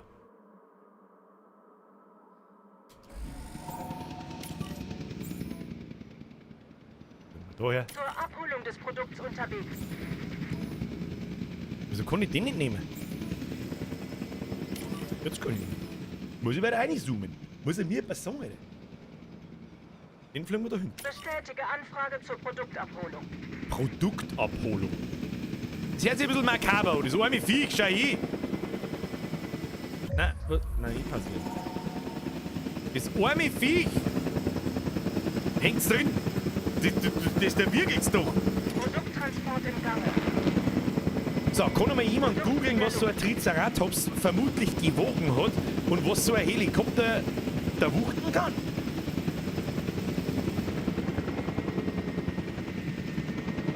Das mich interessieren. So, jetzt lassen wir das mal ein bisschen schneller fliegen, dann können wir... Alter, was ist mit dir? Der fällt voll umeinander! Den hätt's fast aus der Halterung geschleudert, ey. Wo war der Fotomodus? Irgendwo war doch ein Fotomodus. Das ist gleich wieder gegangen. Das ist nur im Hubschrauber gegangen, glaube ich. Die guten ADAC-Helis. Warte, werden sie ablassen. Schauen wir uns so. Wahrscheinlich fliegt der... Produktzustellung. Bestätige Produktzustellung. Da ist er. Schaut. Alter, der flippt gleich vorher aus. Der ist voll wütend. Der ist voll grantig. Zustellung wurde abgeschlossen. Was hat jetzt der? Gesundheit 100. Komfort wissen wir nicht. Jetzt müssen wir erstmal mit Ranger suchen, oder? Alter, der flippt voll aus. Ich nenne ihn liebevoll Stampfvieh. Das ist der Egon. Egon und Stampfvieh. So, muss ich jetzt wieder mit meinem Dings kommen, oder? Baue ein neues Gehege und transportiere die Spezies Triceratops dorthin. Hab ich doch schon. Oh, da kommt der Dings schon. Kommt der Rangerman. Rangerman, kommt schon. Posten zugewiesen, Aufgabe, direkte Steuerung. Die haben voll Witcher hin. Wie das denn? Foto von selber, das bin nicht ich. Ist einfach durch den Bahn durchgefahren. Physics schon wieder. Schon hier, spät einfach am Hügel. Was ist denn? Geil, Buffet. Triceratops Gewicht wird auf 6 bis zu 12 Tonnen geschätzt. Das musst du dir mal vorstellen, wieder. Grütze, fix, Alter. Merci dir. Toppe, merci dir. Isoliere. Nein, nichts Insgesamt mehr. würde ich sagen, dass sich die Situation verbessert. 6 bis 12 Tonnen oder Ich bin zuversichtlich, dass wir das in den Griff Ja, bekommen. der Alarmstufe Brot Aber ich gefällt mir mache mir ziemlich auch gut. Sorgen. Insbesondere Schreiben um die mehrere Leute. 6 bis 12 Biodiversität. Tonnen. Doch Interesting. jetzt sollten wir die Saurier erst einmal musst in du dir mal Sicherheit vorstellen. bringen Was und wiegt der Elefant? zusätzliche Beobachtungsgalerien zur Colin, Überwachung der das ist ein Tiere bauen. Lastenhelikopter. Ich Helikopter lasten.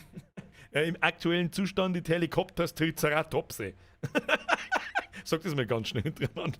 Colin, merci für den Fünfer. Raiden, Geibel für merci. Sicher eine Fragen müsst ihr nicht per Donation sagen. Ich schaue dann schon im Chat kurz danach.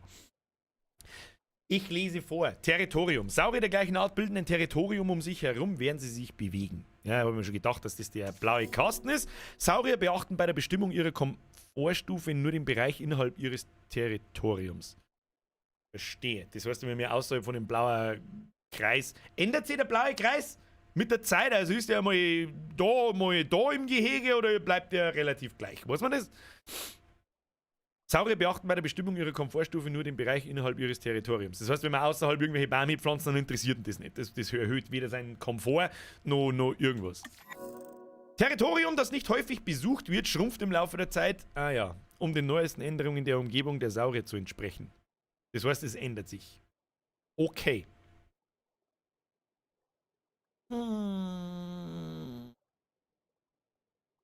Oben links, wenn du auf den Dino klickst, kannst du einen Namen ändern, Birger. Das werden wir. Ist jetzt im Tutorial noch nicht so wichtig, aber das ist nice to know. Wir werden es auch mal testen.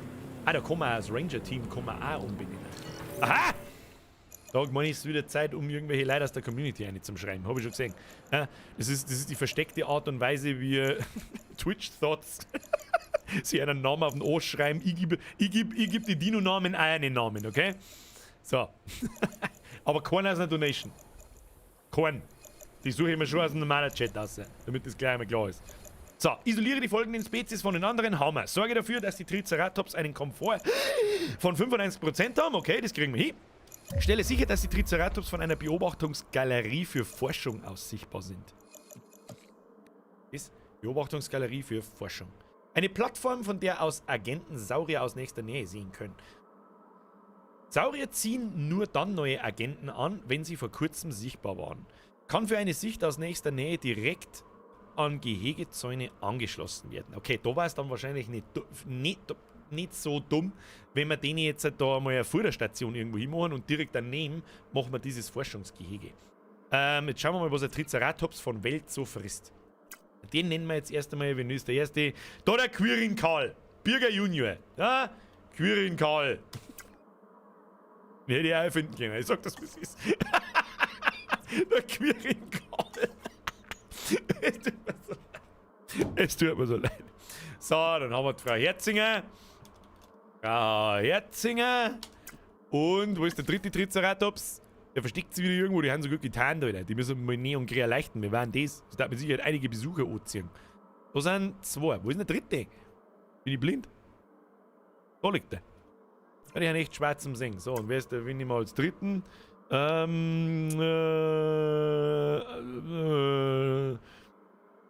Stampfi. Haben wir vorher schon gehört. Stampfi mit Ausrufezeichen. Ja, das steht auch in seiner Geburtsurkunde drin, habe ich gehört. Das ist nämlich jetzt mein Produkt. So, passt schon. So, Triceratops von Welt. Was ist jetzt du so? Was kann mir mal jemand sagen, was Kohabitation ist? Ich habe keine Ahnung, was Kohabitation ist. Entschuldigung, ich bin kein scheiß fucking Doktor, Professor, Mediziner, Bierger. Ich bin nur Programmer. Entschuldigung. Gemahlene Faser, was? Gemahlene Faser, Umgebung bearbeiten, Komfort beeinflussen. Kriegen wir hin. Gemahlene Faser, irgendwas. Offenes Gelände, haben wir Wasser. Oh, die brauchen viel Wasser, da müssen wir mehr Wasser machen. Wenn wir da wieder Wasser draus machen. Wie schaut es aus beim Wasser? 16%. Wir brauchen aber viel Wasser. Leben die bloß im Wasser. Was ist denn los mit denen? Machen wir jetzt aber nur bis da.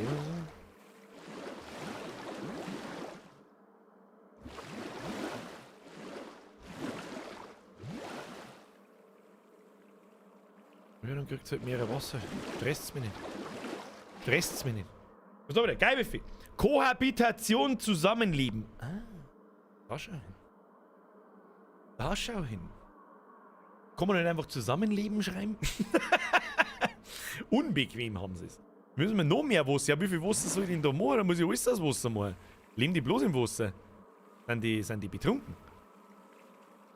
Im wahrsten Sinne des Wortes. Ich weiß es nicht. Machen wir Wasser dann bis da hinten.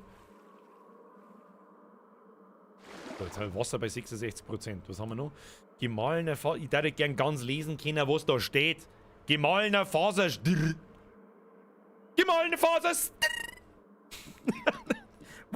Wo? Kletterpflanzen. Ist das. Das ist so. Ich fahre mal auf die Seiten. Da haben so blaue Marker drauf. Da und da. Da. Ist das, hat das da was damit zum tun? Ist das dann speziell für. Du weißt das schon. Was man halt, was benötigt wird, sozusagen. Die haben wir jetzt einfach einmal machen.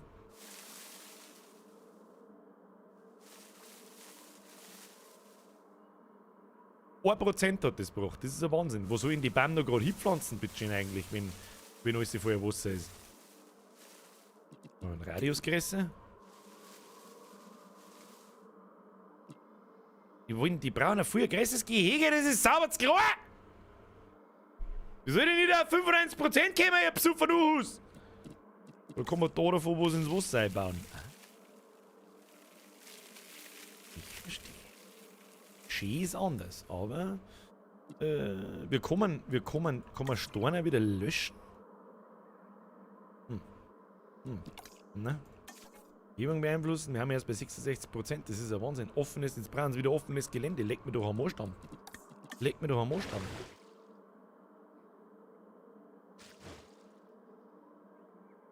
Wasser ist bei 98%. Das der mal jetzt mal Stickerl. Ah ja. Stickerlweise weg.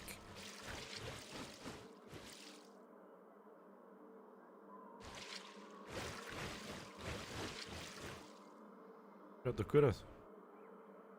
Oh, was denn?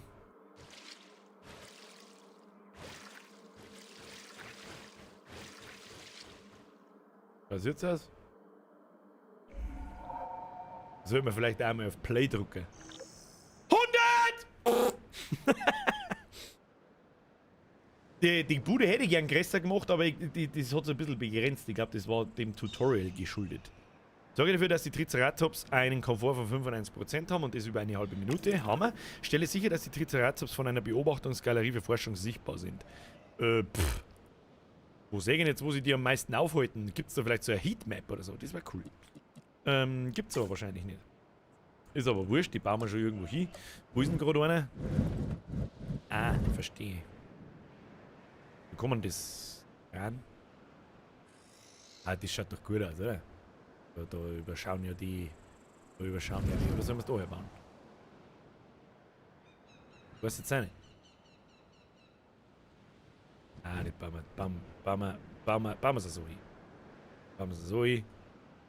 Gebäudebeschränkungen. Warum haben da Gebäudebeschränkungen? Ich verstehe. Ach, wegen die Steine.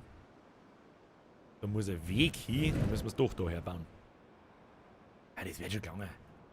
Wird schon gegangen! Bau sie ihm hin! Und da hocken jetzt da so ein paar so Seppen drin und beobachten die Triceratops, oder was? Wieso machst du nicht das Gehege größer? Das hat schon passt. Die Prozentzahl ändert sich nur nicht, wenn man das Spiel pausiert hat. Also die allgemeine, pass auf, sag ich dir, die allgemeine Komfort-Prozentanzeige herum, die hat sich nicht aktualisiert, obwohl ich da unten schon eigentlich alles 3/4 gut habe. Beziehungsweise beim Wasser, offenen Gelände und gemahlener Faser irgendwas.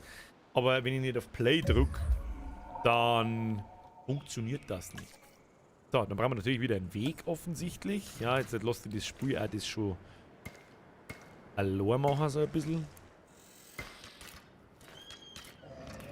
Mit dran. Dann schauen wir mal im Dino zu. Das sind die Dinos. Da so viele Tiere frei herumlaufen, müssen wir so viele wie möglich Super einfangen. schön. Wir können unsere Bemühungen von einem Expeditionszentrum aus koordinieren.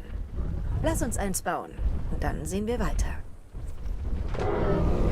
Gute Kämpfer, ey.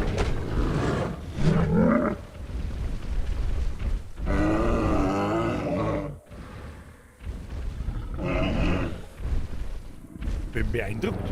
Ich bin sowohl beeindruckt vom Sound und ich bin beeindruckt von der Animation, wie die miteinander kämpfen.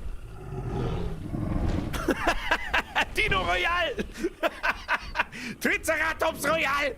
Und 10 vor 8, 10 vor 10, wenn ich mitmache, das raus! Vor der Lader hat auch jeder dabei. So, gehen wir wieder raus. Arizona, nächste Mission. Baue dieses betriebsbereite Gebäude. Expeditionszentrum. Bin ich gespannt, was das wieder ist. Was kann man da tun? Ermöglicht es Wissenschaftler auf Lebendfang-Expeditionen zu schicken. Ah, das heißt quasi, da kriegt man neue Spezies und neue Dinosaurier. Neue Dinosaurier halt einfach. Da muss ich mich noch dran gewöhnen. Ich hab so krass Steuerung von Transport Fever 2, dass ich immer mit M und N hin und her möchte. Wenn man das da noch irgendwie reinzwicken da. Eigentlich nicht, gell? Naja, der muss doch her, ist ja wurscht. Bauen wir jetzt da so her. Oder auf alle Fälle Strom. Das passt schon. Dann hauen wir noch einen Weg hin. Ja, gut aus. Geht jetzt wahrscheinlich hauptsächlich einmal darum, jede Spielmechanik oder so gut wie jede Spielmechanik zu entdecken und auch zum Schauen, wie es funktioniert und wie man spielt. Bau einen großen Smoker, da ist der Dino drauf passt. da brauche ich so einen Öltanker. So einen Öllaster brauche ich da. Machen wir ein bisschen schneller da. Und überall aber Hubschrauber. Fliegen die dann quasi fort und... Okay. Ich kann die Saurier verfolgen, aber zu ein bisschen Hilfe sage ich nicht nein. Claire meinte, es gäbe da ein paar Kandidaten. Wissenschaftler. Hoffentlich ist da einer, der so hart im Nehmen ist wie ich. Ah, Mr. Owen, das ist aber schon wieder sehr schwer von sich selbst überzeugt, gell? Wissenschaftler. Wissenschaftler sind wichtige Angestellte, die Spezialaufgaben übernehmen. Durchsuche die Rekrutierungsseite, um zu sehen, welche Wissenschaftler angestellt werden können. Wissenschaftler haben 3 Arten von Fähigkeiten. Logistik, Genetik und Wohlbefinden. Logistik, Genetik, Wohlbefinden. Okay. Ist es ein eigenes Wohlbefinden oder ist es ein Skill? Naja. Jede Aufgabe hat eine Reihe von Fähigkeitsvoraussetzungen, welche die zugewiesenen Wissenschaftler erfüllen müssen. Verstehe. Das Überschreiten einer speziellen Fähigkeitsvoraussetzung verringert die Zeit und Kosten der Aufgabe. Verstehe auch. Je besser der Wissenschaftler ist, desto schneller und einfacher und so weiter vergingen ganz einfache Situationen und Missionen wahrscheinlich. Du kannst neue Wissenschaftler rekrutieren, wenn du die nötige Kapazität dafür hast. Obi, Expeditionskarte ansehen, Strom benötigt, Stromschutz, ermögliche Wissenschaftler auf Leben fangen, bla bla bla. Da haben wir noch einen freier Platz. Das ist wieder Upgrades.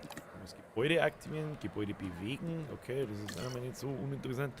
Und wo kommen wir jetzt? Rekrutiere im Kontrollzentrum einen neuen Wissenschaftler. Was ist das Kontrollzentrum? Das ist das Kontrollzentrum.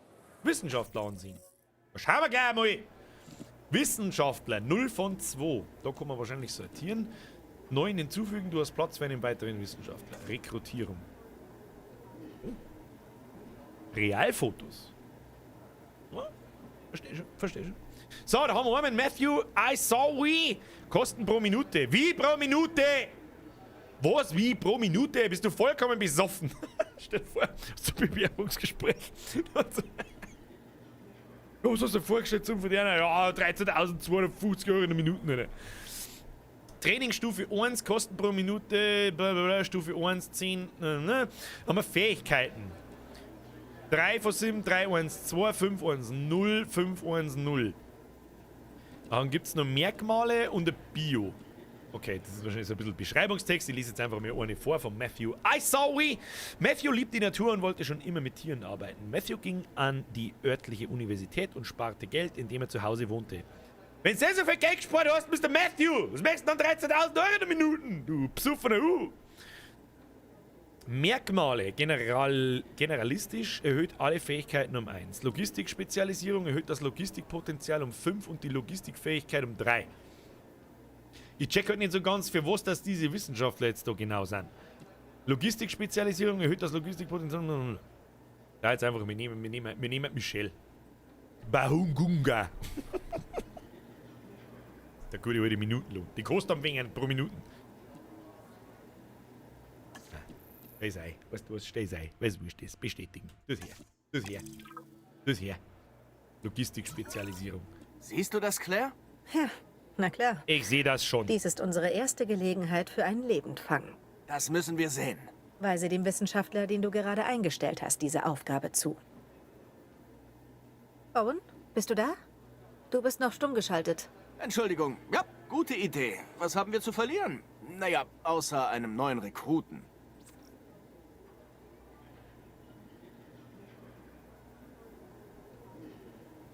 Ich sehe gerade, ich habe ungefähr 1000 Leute übersehen. Colin.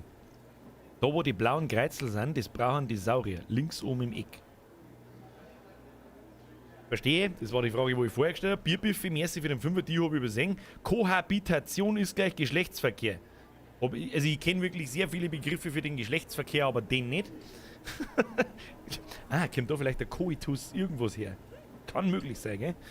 Manninger, merci für den Zwickel. Bist du der Tyrannosaurus Lex? Was meinst du, wie oft, dass ich mir das in der Grundschule anhören hab müssen?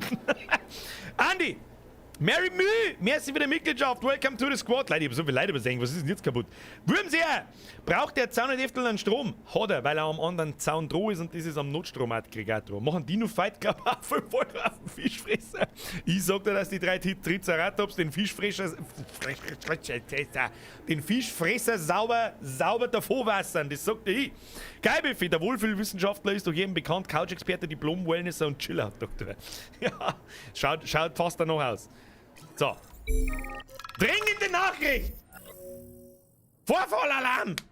Ein Saurier bei Las Vegas ist gefährlich nah an Menschen herangekommen und unsere Agenten wurden gewarnt. Es wurden 2 Verletzte gemeldet. Wir müssen ein Lebendfangteam losschicken, um die Gefahr einzudämmen. Zum Vorfallalarm wähle einen Wissenschaftler, der die Lebendfang-Expedition überwacht. Später, das Event bleibt so lange auf der Expeditionskarte. Ja, dann nehmen wir natürlich, machen wir das sofort. Okay, verstehe. Wo haben wir eigentlich? Wo auf der Karte sind wir? Wir haben in Arizona. Leider Gottes bin ich geografisch in die USA nicht daheim. Ich weiß nicht, wo Arizona ist. Ist das da in der Nacht? Ich hab doch keine Ahnung, Alter. Leute! Gustler, der one and only, der rote Balken zeigt, wie viel von welchem Gelände die Dinosaurier brauchen. Der weiße Strich bzw. die Prozentanzeige zeigt dir, wie viel du von welchem Gelände hast. Hashtag ProGamer, Hashtag 5000 km/h Triceratops. Merci dir. Danke für die Infos. Dominik, bist du gefliegt? Ja, Petri! Bist du gefliegt? Stimmt, das war nur die dritte Anspielung auf aufs nostalgische Dasein. Wer kennt einen Littlefoot? Oder besser gesagt, wer kennt einen Littlefoot nicht? Hand hoch. Du bist raus. Okay? Andi Böhmser! Ja, nee, eins was ist eins, du auf. Da verrannt das auch. Leute, Dankeschön. Aufhören jetzt mit der Donaterei. Dankeschön. Bussi aufs Nussi. Ah, der Spreng ist der einzige. I feel you, bro. Littlefoot. Wer da nicht wollen, das ist ein geistig Behinderter. So, Expedition. Vorfallalarm. 4 Stegosaurus in der Nähe von Las Vegas gesichtet. Da klicken wir jetzt drauf. So, jetzt haben wir halt die Logistik-Spacklerin da. Bringt mir das jetzt da irgendwas? Keine Ahnung. Okay. Dann haben wir da für die Mission quasi der Rundenanforderungen 0 von 2 Logistikpunkte. Sie hat aber halt 5. Und dann kann ich die Aufgabe starten, kriege ich dann. Und weil wir halt 3 Punkte drüber sind, dauert es 30% weniger lang und. Kriegen wir mir dann 4 Stegosaurus. Nimmt die mit heim oder was?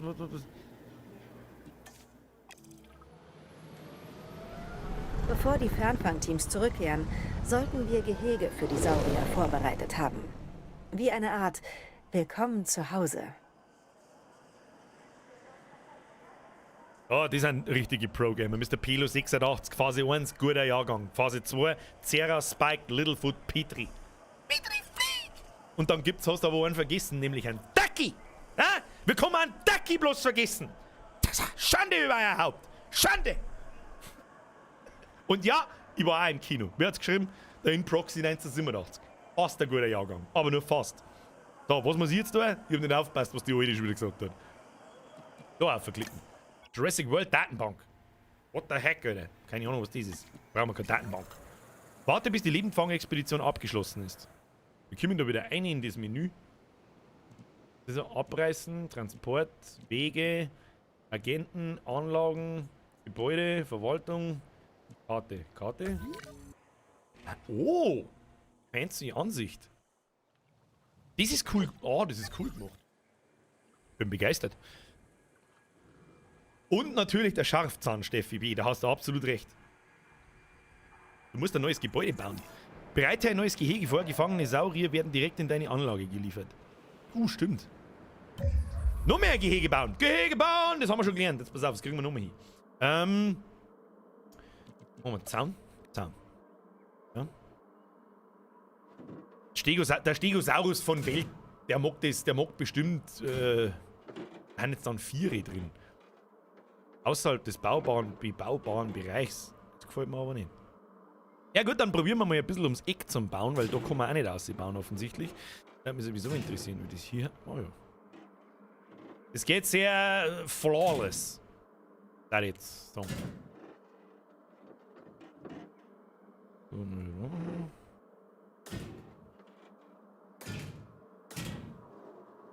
Naja, schön ist anders, aber das hilft jetzt sowieso nicht. Dann brauchen wir ein Tor.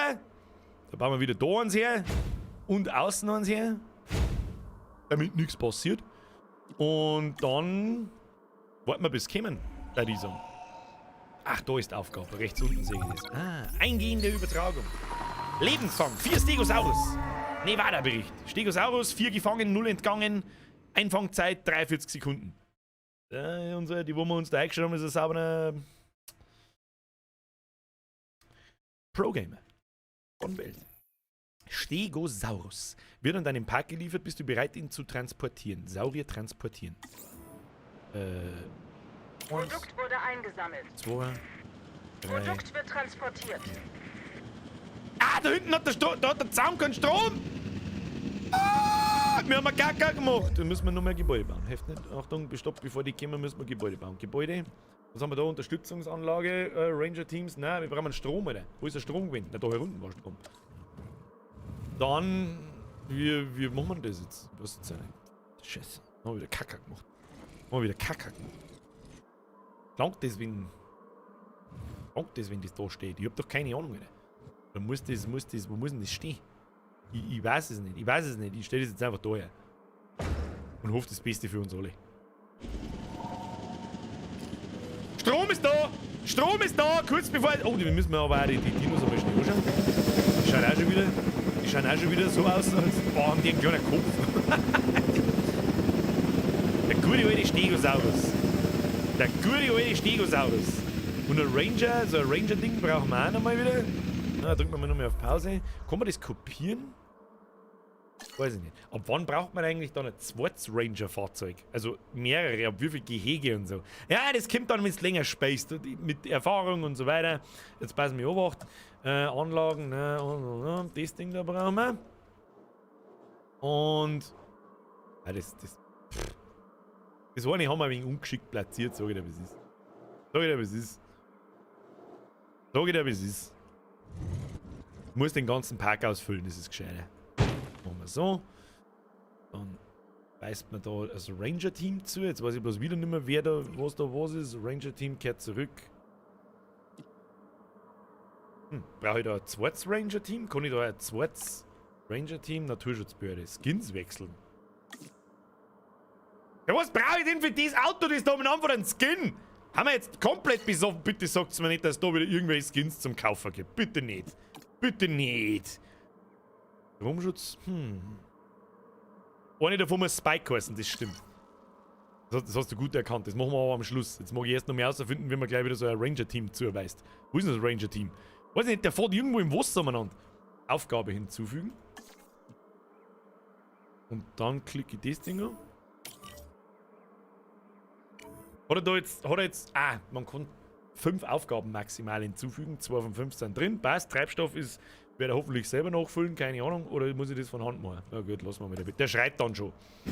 So, jetzt aber. Wir sollen gleich mal kommen. Produkt wurde zugestellt. Nein, die sagen, das machen wir selber. So, ja, machen wir selber. Auf geht's, da fahren wir selber. Das ist schon cool gemacht. Mit dem nahtlosen Übergang. Dass man da selber umeinander fahren kann und die Grafik immer noch extrem akzeptabel ausschaut. Dann schauen wir die so. Wie gesagt, das Aufbaustrategie-Spiel, ja, und nicht. Da haben die Dinos, Ramble mich nicht über den Haufen, wenn die grantig, wenn ich. Wer beobachtet wen? Ich verstehe nicht, Owen. Na, die Saurier beobachten doch sonst immer uns. Also, sollten wir nicht sie beobachten? Ja, sollten wir. Was, Sobald die Saurier in ihren Gehegen untergebracht sind, sollten wir Beobachtungsgalerien errichten. Das meinte ich. Und jetzt aber selber? Du hast es gesagt. Okay. Dino. Benötigt. Na, den haben sie noch nicht. Muss man da jeden einzeln scannen. Okay. Dann klang aber der eine. So, was haben die? Gemahlene Faserscheiße, genauso wie die Triceratopse. Wasser, gemahlene Frucht haben sie auch noch. Und offenes Gelände. Das heißt, die brauchen jetzt ein bisschen Wasser. Ne? Langsam, Leute, ich wollte gerade mal ein Gehege vorbereiten. Was ist mit denen? Einer sollte nicht die Mama heißen. Stromgeneratoren verbrauchen im Laufe der Zeit Treibstoff. Je nachdem, wie viel Strom sie erzeugen. Ranger-Teams, Einfangteams und MVU verbrauchen Treibstoff und Nahrung beim Verrichten ihrer Aufgaben. Sie werden in ihren jeweiligen Gebäuden gelagert. Okay. Nahrung und Treibstoff kannst du bei Bedarf über den Gebäudeinfobildschirm nachfüllen. Okay, muss ich das von Hand machen? Ich glaube, das ist bescheuert. Ja, schrei mir nicht so, was ist denn los mit dir? So. Notfallgeneratoren sorgen, wenn nötig, für Strom in einem Bereich. Ja, das haben wir doch schon gehabt, seid ihr besoffen. Notfallgeneratoren betreffend Treibstoff. Platziere Notfallgeneratoren, um wichtige Einrichtungen zu versorgen und lass sie immer gut gefüllt, damit sie anspringen können, wenn der Strom ausfällt. Verstehe. Auffüllen. 50 Treibstoff. Auffüllen.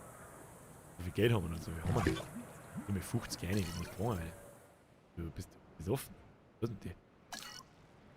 No hagelt es uns nicht, wir haben ja keine Besucher nicht. Was ist mit dir? So, jetzt müssen wir noch mehr ein Gehege bauen. Ein bisschen ein Gehege, da nehmen wir da hinten ein bisschen Wasser her. Oh, das machen wir anders. Der machen wir uns leichter. Machen wir so. Ja, der falsche Dino.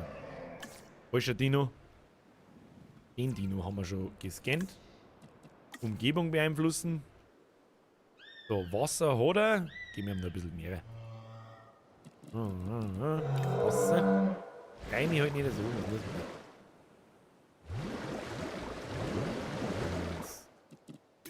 Ja, der ganz so seltsam ausschaut. Wasser 31%. Gemahlene Frucht.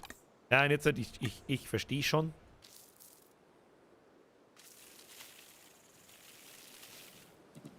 Die blau markierten Die blau... Seht ihr jetzt nicht gescheit? Die blau markierten Objekte sind die Sachen, die der Dinosaurier braucht, damit sein Komfort hintergeht. Gemahlene Frucht, gemahlene Faser, Stauern. Nennen wir es einfach einmal. Da können wir eigentlich den ganzen Boden damit. Aber dann geht offenes Gelände geht dann wahrscheinlich zunichte. Haben wir da noch ein paar Sachen?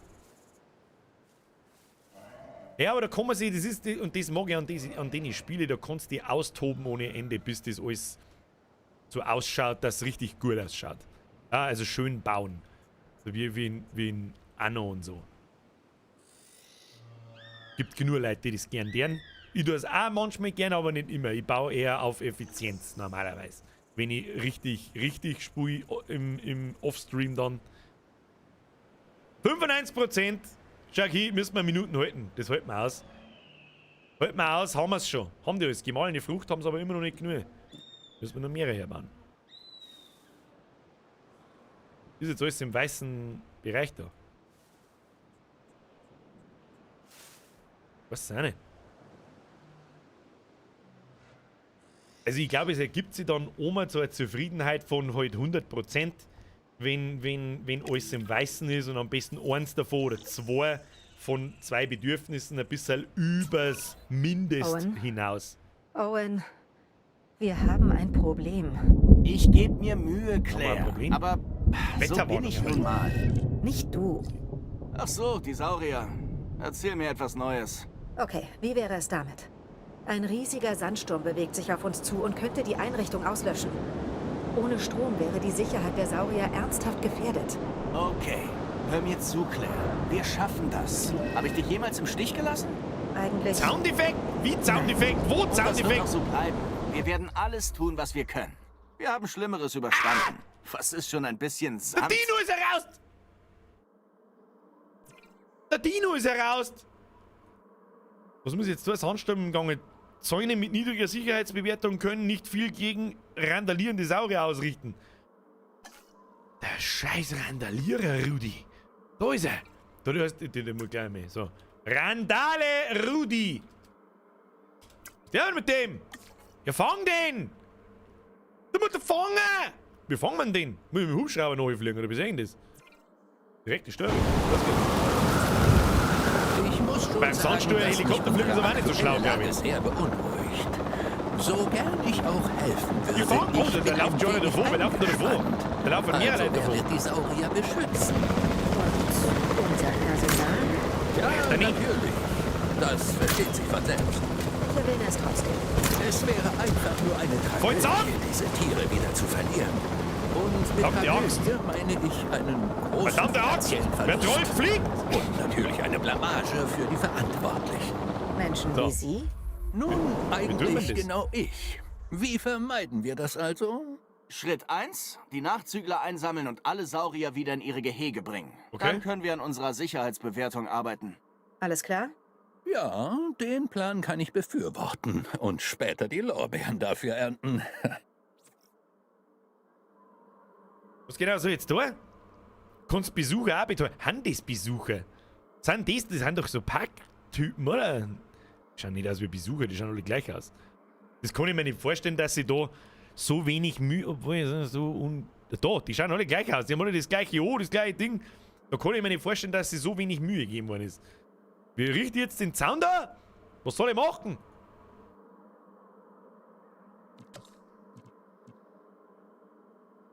Wieso ist mir den nicht schon früher aufgefallen? Wer kennt denn den noch? Zaun. Wie? Das ist aber nicht G. Was haben wir jetzt gebaut? Was haben wir denn da jetzt gebaut? Besucher haben Luftballons, kaufen Pommes und kotzen auf die Wege. Ah, Mr. Sprengi. Oh, das müssen wir auch mal irgendwann spielen. Meininger! Tyrannosaurus! Du Zipfel, Adam. So, abreißen. Was kann ich da? Was tue ich denn jetzt da? Nicht neu bauen. Ja, mit einem Ranger-Team. Über das Ranger-Team. Das habe ich nicht gewusst. Okay. Kann man da vielleicht auch mit mehreren Ranger-Teams einstellen? Das wäre vielleicht auch mal eine Sache. Ranger-Team, Statusprüfung, Stampfi. Auffüllen. Das haben wir alles. Kann man da nicht nur ein Ranger-Team anstellen? Ja, du, nix Statusaufnahme, du tust jetzt einen Zaun richten, Alter. Was los mit dir? Hört man das? Was ist denn? Zuweisung aufheben. Rangerpost nicht aufheben. Du hast einen Zaun richten, du Spacken. Mehr Ranger-Teams geht da noch nicht. Na gut, dann müssen wir noch abwarten. Servus Bürger, ich muss jetzt pennen, gute Nacht. Herr Quirin, hauen Sie sich hier rein, habe die Ehre. Wie tun das dann? Jetzt da. Machen wir da mal noch mit zu. Direkte Stelle. Machen wir selber! Selber machen wir das! Fahren wir wieder aussehen. Fahren wir jetzt erst einmal aus. Okay. Kriegen wir hin. So. Was passiert, wenn wir über den Dinosaurier, wenn wir in den Dinosaurier einfahren? Das darf mich jetzt interessieren kurz. Es geht nicht. Sauriergefahr! Öffne deine Schutzräume bei gefährlichen Stürmen und Saurierausbrüchen, um einen Rückgang deiner Sicherheitsbewertung zu vermeiden. Betäube jeden wütenden Saurier schnell mit dem Zielmodus oder der Zielerfassung. Transportiere Saurier zurück in ihre Gehege, bevor sie wieder aufwachen. Tobende Saurier können Teile deines Gehegezauns beschädigen oder zerstören und eine offene Bresche hinterlassen. Das gefällt mir aber gar nicht! Wähle mit R eine Unterstützungsanlage aus und nutze ein Ranger-Team, um manuelle Reparaturen oder weise ihnen Reparaturaufträge zu sagen. Das machen wir manuell, das macht er manuell! Manuell neuer! Ist repariert! Easy! Dann gehen wir wieder aus. Aber ich hätte jetzt trotzdem gern gewusst, wie ich denen das aus dieser Sicht zuweise. Und jetzt müssen wir ehren. Halt, das ist da heruntergegangen. Den legen wir wieder da rein. Zum Einsammeln des Produkts unterwegs. Einsammeln! Sammle das Produkt ein!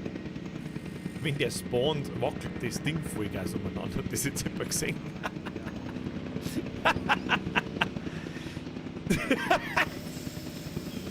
Halt! Grundlegend jetzt nochmal der erste Eindruck noch so. Es ist schon wieder halbe 10. Möchtest du mich komplett verarschen? Was zur Hölle? Na, ich hab gemeint, wir spielen mal eine halbe Stunde. What the fuck? Ersteindruck nach 1,5 Stunden fast. Hat Potenzial. Ich habe natürlich noch nicht ansatzweise alles gesehen und ich glaube, ich kann mir es ganz cool vorstellen. Es kommt jetzt darauf an, wie abwechslungsreich das noch wird. Weil einfach, dass da verschiedene, dass jetzt in dem einen Gehege ein Triceratops drin ist und im anderen ein Stegosaurus, das belustigt mich genau 5 Stunden lang und dann war's es. Ob da halt mehr Abwechslung kommt, no. Wie viel Abwechslung da noch kommt, sagen wir es so. Das ist ganz wichtig bei solchen Spielen. Und Spiele wie der Transportfieber, da hat mir irgendwie das Gefühl, man möchte immer mehr. Schließt die Stadt noch an und die Stadt bei Factorio. Du hörst nie auf. Bin ich gespannt, ob das Spiel diesen Suchtfaktor ebenfalls erzeugen kann.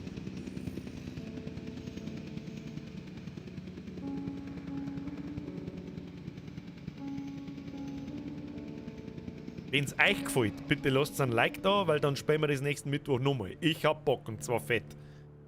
Ranky! Merci für die Mitgliedschaft. Bussi aufs Nussi. Welcome to the squad. Welcome to the squad. So, sorge dafür, dass die Gehege wieder ganz sind oder irgend sowas und dass die Dinosaurier wieder zurücktransportiert werden. Das Einzige, was mich ein bisschen triggert, ist, dass der Schatten verschwindet. Seht ihr das?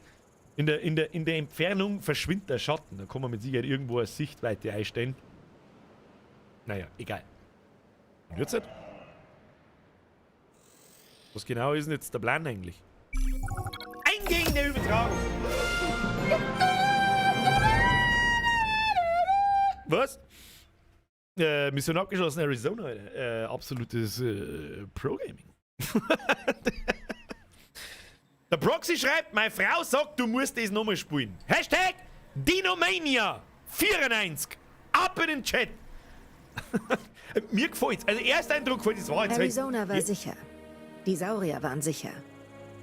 Finch und die Naturschutzbehörde hatten alles, um die Bürokraten fernzuhalten. Für den Moment. Aber die Zukunft war etwas ganz anderes. Wieder so, if you're happy and you know it, clap your own. Aber nächste Kampagne. Ah, jetzt habt ihr es nicht mehr gesehen. Schöner Insider. Du hast das Zauberwort nicht gesagt. Ich wünschte, wir hätten mehr Zeit, um dich einzuweisen. Aber wie du weißt, ist die Situation im Fluss. Unsere kanadischen Freunde sind besorgt, dass einige der Tiere die Grenze überqueren könnten. Magnus. Das wollen wir auf jeden Fall Merci für die verhindern. Mitgliedschaft. Wir, das ist die klein, CIA. merci. Jetzt schauen wir uns die Meine schnell an. Sektion ist die AGA, die Abteilung für gefährliche Arten. Ich bin AGA. Dr. Dua. Ich verfüge über umfangreiches Wissen in Schneemann. Paläoforschung auf genau diesem Gebiet. Bei Jurassic World und Hashtag Dinomania und 4 Leute machen mit nach leider 5, nicht sprechen 6. darf. Das ist Aber schon mal ich kenne besser gegangen. sehr viele von den Leuten, die hier Das ist schon mal arbeiten. besser gegangen, Leute. Ab in den Ein Chat. Wenn ihr wilderer mitmacht, Lager. schlägt sein Oder was nicht die davon Mama. übrig ist. Schlägt nicht die Mama. Amateure. Sie haben es nur geschafft, dass sie selbst und andere umgebracht wurden. Und unsere Arbeit noch viel schwieriger gemacht. Langhälse. Magnus und Frankie, welcome to the squad. Danke dir. Claire, jetzt chill mal. Was? Betäube den wild gewordenen Carnotaurus. Was sind das für Kackgehege da unten? Die haben ja voll beschissen. Was ist? Nähere dich dem Saurier und verwende dann mittlere Maustaste zur Zielerfassung, damit dein Schütze eine freie Schussbahn hat. Feuere mit linker Maustaste einen Beruhigungspfeil ab, während du fokussierst. Für manche Spieler brauchst du mehr als einen Pfeil. Für manche Spieler, habe ich jetzt Spieler gesagt? Komplett behindert. Saurier brauchst du natürlich mehr als einen Pfeil. Das habe ich vorher schon ausgefunden. Gespacken. Was ist da wieder los? Michi Müller! Ebenfalls. Merci für die Mitgliedschaft. Leute, chillt's. Welcome to the Squad. Regel Nummer 1 des Vollbier-Squads. Du redst den ganzen Tag über den Vollbier-Squad. Regel Nummer 2 des Vollbier-Squads. Du redst den ganzen Tag über den Vollbier-Squad. Regel Nummer 3 des Vollbier-Squads. Neuankömmlinge saufen. Das sind gute Regeln. So mag ich das im Chat. So mag ich das. Ich möchte nur Hashtag Dinomania 94 lesen. Da, Carnotaurus, du kriegst es aufs Maul. Ist ein Garten.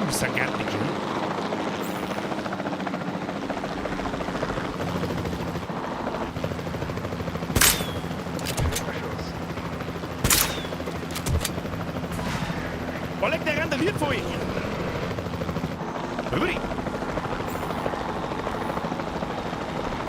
Nein, nicht den da unten, den da hinten sollst du visieren.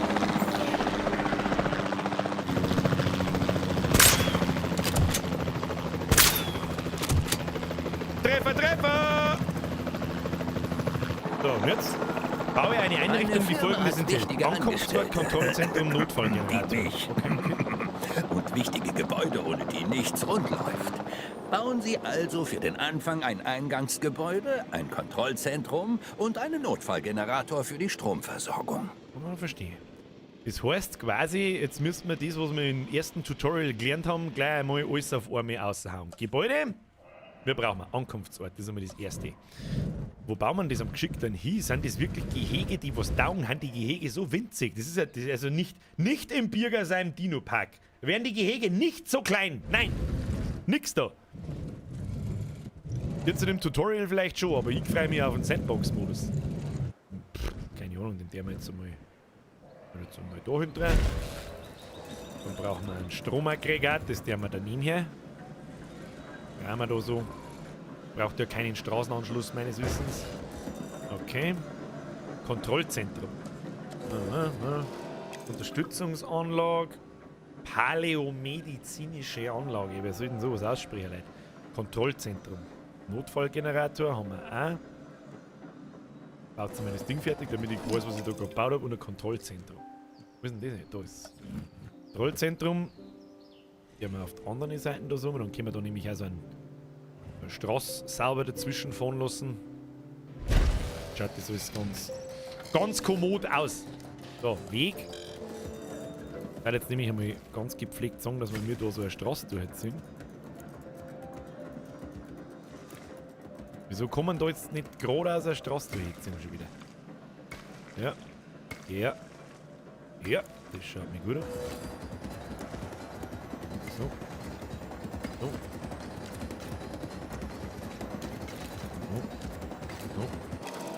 schaut gut aus. Wenn das nicht gut ausschaut, dann weiß ich es auch nicht.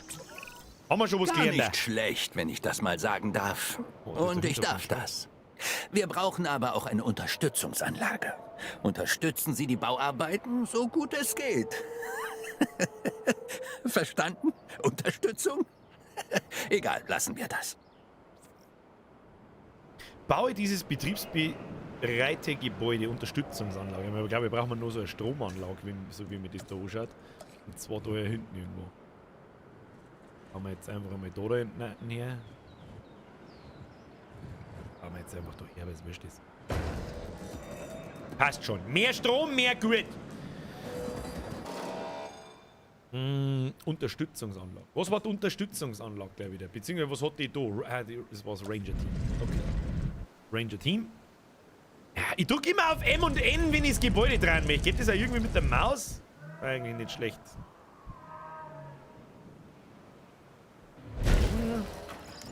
Oder kann man eigentlich immer da drauf drücken? Okay, schaut gut aus. Nur ein bisschen schnell. Dann werden wir wahrscheinlich die Zäune da reparieren müssen und die ganzen bösen Dinos einsperren. Böse Dino. Böse Dino, nicht die Mama! Die kleinen Gehege sind Legebatterien für Dinos. Wir müssen die Mr. Mike, Saurier in die falls neuen das weiß. Gehege bringen. Die wir bereits gefangen haben? Ja, korrekt. Und sie sollten wach sein und sich möglichst wohlfühlen.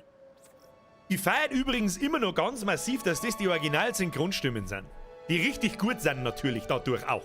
Also richtig, richtig gut. Besser werden sie nicht mehr. Was jetzt da? Stelle sicher, dass die Kanotaurs wach und sicher untergebracht sind. Die Wilderer haben viel zu kleine Gehege verwendet. Passen sie an oder reißen sie ab, damit die Saurier es bequem haben. Hab ich mir's doch gedacht, dass ich es neu bauen muss. Reißt mal ab den Schund. Was kosten die Scheiße eigentlich? Wir haben 2,5 Millionen.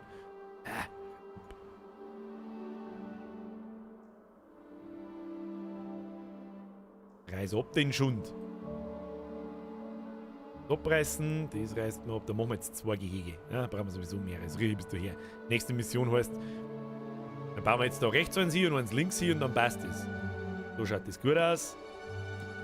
Abreißen, Gehege. Machen wir jetzt da ein Tor hin. Da ein Tor. Und einen sauberen. Oh, jetzt habe ich mich leicht verklickt, aber egal. So, sauber rundherum. Was ist das schon da? Warum ist denn das? Das ist ja. Was ist denn das da? Ach, die Zäune bauen sie auch erst auf. Okay, verstehe, das wusste ich nicht, Alter. Du, das wusste ich nicht. Na, Strom brauchen wir keinen, dann brauchen wir noch mehr Gehege. Müssen wir das noch abreißen, sehe ich das richtig? Ganz neuen Schund. Den ganz neuen Schund, der wird einfach angerissen, da bauen wir neu. Werden wir den erst noch weg, nur Geld haben. Warum geht jetzt das nicht? Zu nah am Saurier, weil er jetzt da oben anlegen muss, der Trottel. Ja, dann fliegen halt dabei woanders hin. Fliegt den mal woanders hin. Kann man den nicht woanders hinfliegen? Hole Produkt ab. Hole Produkt ab. Was da wieder los? Bewähren Redneck Mundschein. Flasche leer, Redneck müde. Mach weiter so. Gute Nacht. Redneck, schlafen Sie gut. Vielen Dank für deine Donations. Plural. Danke dir.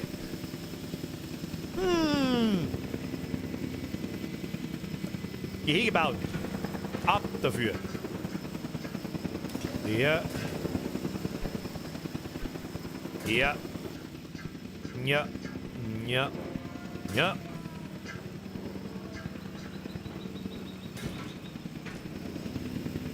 Ne, haben wir noch nicht alles. So eine Kopierfunktion wäre noch toll. Wenn ich irgendein Objekt anklicke und dann einfach. Haben wir jetzt den anderen Dinosaurier auch automatisch einfach. Dann brauchen wir so ein komisches Dingsgehege. Ist da. Das bauen wir jetzt dann einfach einmal, das deckt eh fast beide ab. Der man das hier. Das ist wieder so ein Ranger-Dings. Das bedeckt da beide Gehege. Vielleicht sollte man es aber auch zusammen tun, hä? Weiß jetzt auch nicht. So, dann Ranger-Team, Aufgabe hinzufügen. Und dann nehmen wir das da. Jawohl. Und die sollen jetzt gleich einmal die Dinosaurier da inspizieren. Und das Produkt, das fliegen wir auch da um. Und dann schauen wir mal, was die so brauchen.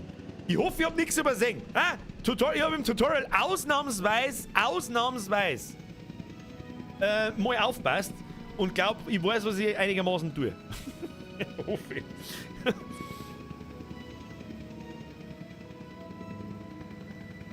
Brauchst stärkere Zäune. Denke ich mir schon, das werden sie mir wahrscheinlich gleich beibringen. Aber ich habe ja noch keine stärkeren Zäune. Machen wir mal ein bisschen schneller. Ich habe ja nur, oder kann ich mittlerweile schon... Produkt unterwegs. Was ist das? Das ist ein Tor und das ist ein kleiner elektrischer Zaun. Hey, ich habe noch keine anderen stärkeren Zäune. Da steht es ist so ein Schüttel mit 2, das nehme ich mal an, ist die Stromstärke oder die Stärke vom Zaun. Oh, Objekt gescannt. Gefahrenstufe 5. Fleischfresser. Carnotaurus. Den schauen wir uns jetzt mal ein bisschen genau. Oh, der Kämpfer. Die Kämpfer. Kaktus. Oh, leck, der hat wirklich winzige Arme. Oh, leck, der ist wie ein Mietzisch, ey. Gut animiert sind es schon, gell? Ich meine, das ist ja das Hauptaugenmerk des ganzen Spiels, ist eh klar, es geht um Dinosaurier. Und wenn die nicht gescheit ausschauen, dann darf ich auch sagen, leck mir mal, aber du brauchst die ja mal nicht verstecken. Ich möchte nur mal wiederholen. Herr Landi, Third-Person-Space. Das hier ist aus der Vogelperspektive Aufbaustrategie. Aber was weiß ich schon. Der randaliert schon wieder den Zaun ein! Sorge dafür, dass die Carnosaurus einen Komfort von 80% haben. Stell sicher, dass die Carnosaurus von einer Beobachtungsgalerie für Forschung aus sichtbar sind. Verdammte Axt! Axt! Axt! Ich brauche Axt! Pass auf. Drehen wir um. Machen wir so. Dann bauen wir erstmal einen Weg hin. Holen wir mal schräg. Machen wir noch mit Shift. Shift kommen wir. Das muss ja mir etwas sagen. Das muss ja mir etwas sagen, das habe ich nicht gewusst. Aber egal. Was tue ich denn jetzt? Die haben aber ziemlich schnell grantig geworden. Warte ab, bis du die Wassersaurier kriegst. Da bin ich gespannt. Das spoilert mich halt nicht so krass! Jetzt pass auf. Jetzt müssen wir die Typen da wieder irgendwie einfangen. Wo ist denn unser Ranger-Team? Ranger-Team? Aufgabe hinzufügen? Ja, ich habe da eine Aufgabe, nämlich reparieren und wir fliegen dabei mit dem Helikopter und betäuben unsere Dinos nochmal. Heli da. Direkte Steuerung. Los geht's. Saurierbedrohung! Saurierbedrohung! Kein freies Schussfeld. Warum nicht? Müssen wir jetzt dran? Was ist denn mit dir an? Oh, frisst das jetzt meine...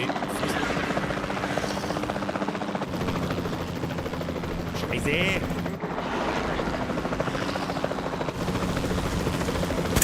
Headshot! Na du nicht! Ach, jetzt wächst der einfach. Heute nicht mehr stark! Treffer! Na! Ja, sag einmal! Einer! Hammer! Kommt! Du zielst aber auch wie ein Besoffener, mein Freund!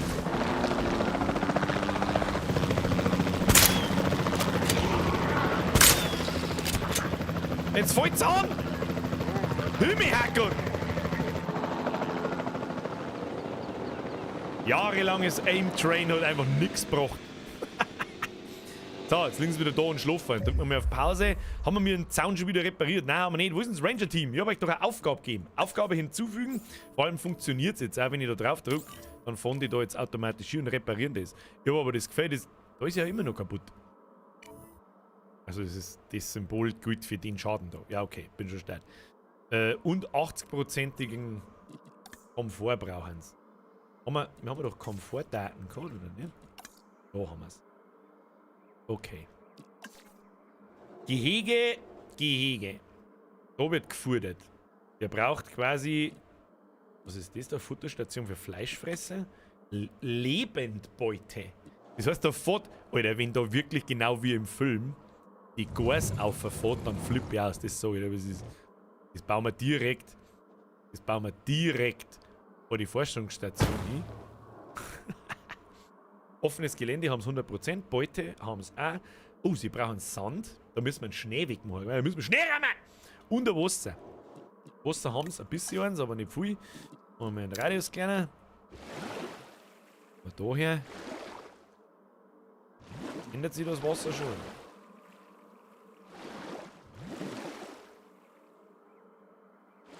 Okay, Wasser 43%.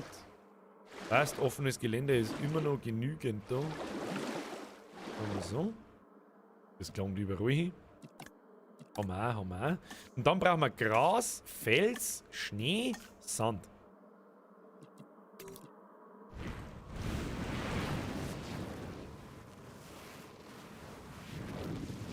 Ich meine keinen Schnee. Gut, welche Dinos auf dem Planeten werden schon jemals Schnee haben? Wohin? Alles zu Sand. Ein Wasser herin. Da. Sand 67%. Ein bisschen am Rand aussehen. Die haben ja, wenn ich das so sehe, haben die ein Territorium ja ein bisschen erweitert. Wenn auch ungewollt. Aber sie haben es erweitert. Aber ja, der Editor funktioniert gut. Ich glaube, dass da noch nicht alles freigestellt ist, weil ich kann mir nicht vorstellen, dass es genau 6 Texturen zum Bemalen gibt. Dass das alles so ist, kann ich mir nicht vorstellen. Jetzt machen wir da einmal so in die Ranger da einmal herfahren. Schauen wir uns jetzt so, wenn sie das erledigt haben, mit 3, Geschwindigkeitsstufe 3, richten, so, und dann lassen wir mir, haben wir da die 2 Dinos umeinander flocken und die transportieren wir wieder rein. Und dann schauen wir mal, wie es ihnen gefällt. Sammle Produkt ein. Sammle Produkt ein. Ich darf ja jetzt gern beim Essen zuschauen. Unterwegs, Produkt einzusammeln. Da ist ein Gas! Da fährt wirklich ein Gas auf! Da fährt wirklich ein Gas! Oh, leck, jetzt bin ich gespannt, wenn die fressen. Oh, leck, das mag ich sehen. Ist es dann auch so, wenn er so ein Dino keinen Komfort hat oder da drunter fällt, dass er dann das Randalieren anfängt? Und erst recht das Randalieren anfängt und er so halt nur so mal ab und zu mal so ein bisschen? Wahrscheinlich, nehme ich an, ja.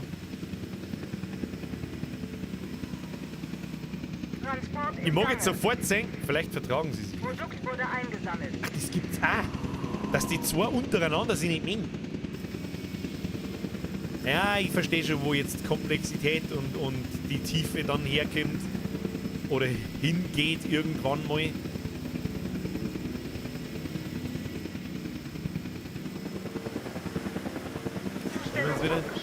Schneid's jetzt, wird Sau. Jetzt schneid's, wird Sau. Schneid's jetzt da wieder alles voll. Was ist das für Scheiß?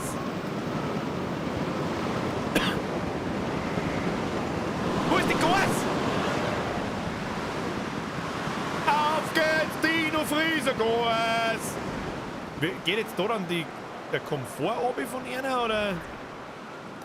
Schauen wir mal, da haben wir noch keine Daten nicht. Warum haben wir da keine Daten nicht? Gib mir mal Daten von dem Dino. Was ist denn jetzt? Ich hab überhaupt nichts da. Nein, das wollte ich nicht. Es gab hier gefährliche Tiere. Das stimmt, Mr. Finch. So. Wir wissen, wo sie waren. Aber jetzt, Mr. Grady, müssen wir herausfinden, wo sie sind. So wie ich meine Saurier kenne, würde ich sagen, sie sind da lang. Und kennen Sie Ihre Saurier, Mr. Grady? Besser als sonst jemand. Aber dies sind nicht Ihre Saurier per se. Und da werden Sie mir wohl einfach vertrauen müssen. Suche nach Spuren eines gefährlichen entkommenen Dinosauriers. Signalpistole. Auslösen. Achso, da hinten haben wir wieder einen Kompass. Ah, schade, keine Reifenspuren im Schnee. Bin enttäuscht. Klick, Maustaste analysieren. Was soll ich analysieren? Oh, da ein Dinosaurier. Ich blind. Ich sehe keinen Saurier. Entschuldigung, ich sehe keinen Saurier. Ach, das sind Spuren. Störung mit dem. Sieht vielversprechend aus. Nicht, dass ich irgendwas versprechen würde. Okay. Hab schon verstanden, wir müssen Spuren suchen und nicht den Dino selber. Beziehungsweise beides. Triceratops! Vollbremsung! Ah! Alles deutet in diese Richtung. Großer Fleischfresser. Ja, aber wo ist denn da? Was ist mit dem? Alter, guck mir nicht so brachial von der Seite noch. Interessiert sich für die Triceratops, da können die rennen einfach umeinander. What the fuck ist das? Würde ich vor. Ja, schrei mir nicht so. Psst. Schrei mir nicht so.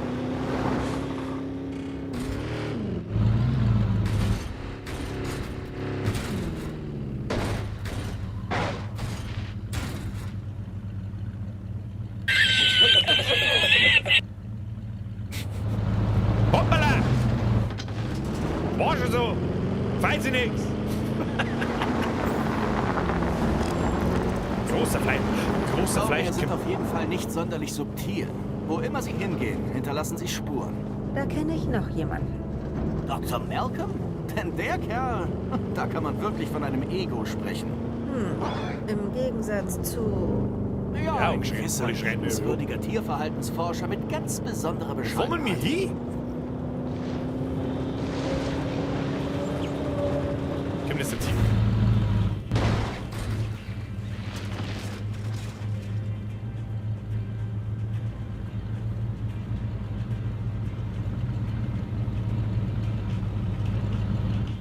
Was auch immer das war. Ich glaube, da war ein Mini-Dinosaurier, habe ich das richtig gesehen? Physik, wo? Gut, Physik ist bis jetzt aber immer noch besser als in manchen anderen Spielen. Keine Ahnung, in welche. Oh, da haben wir wieder im Kreis. Wo ist denn der Dino? Ist der da in den Stauen drin? Wo ist er?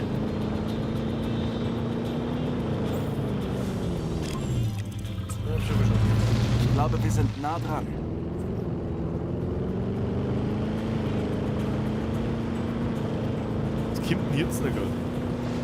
Was kommt denn jetzt noch gerade? Haben wir sowas wie Handbremse? Ja, haben wir tatsächlich. Haben wir tatsächlich eine Handbremse. Ah, nein. Da glaube ich ist was. Nein, das ist immer nur so. Ich glaube, ich hab's entdeckt. Aber es sind ja keine Fleischfresser. Wo ist ein Baumstamm? Weiter. Sei einfach auf alles gefasst, okay? Ich glaube, dass da jetzt gleich der Herr T-Rex aussteppt. Das sagt ich. Und ein Brontosaurier! Lange Hälse!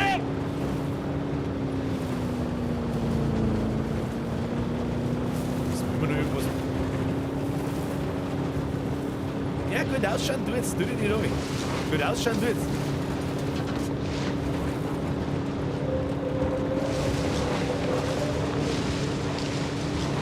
Wo fahren wir noch gerade hin?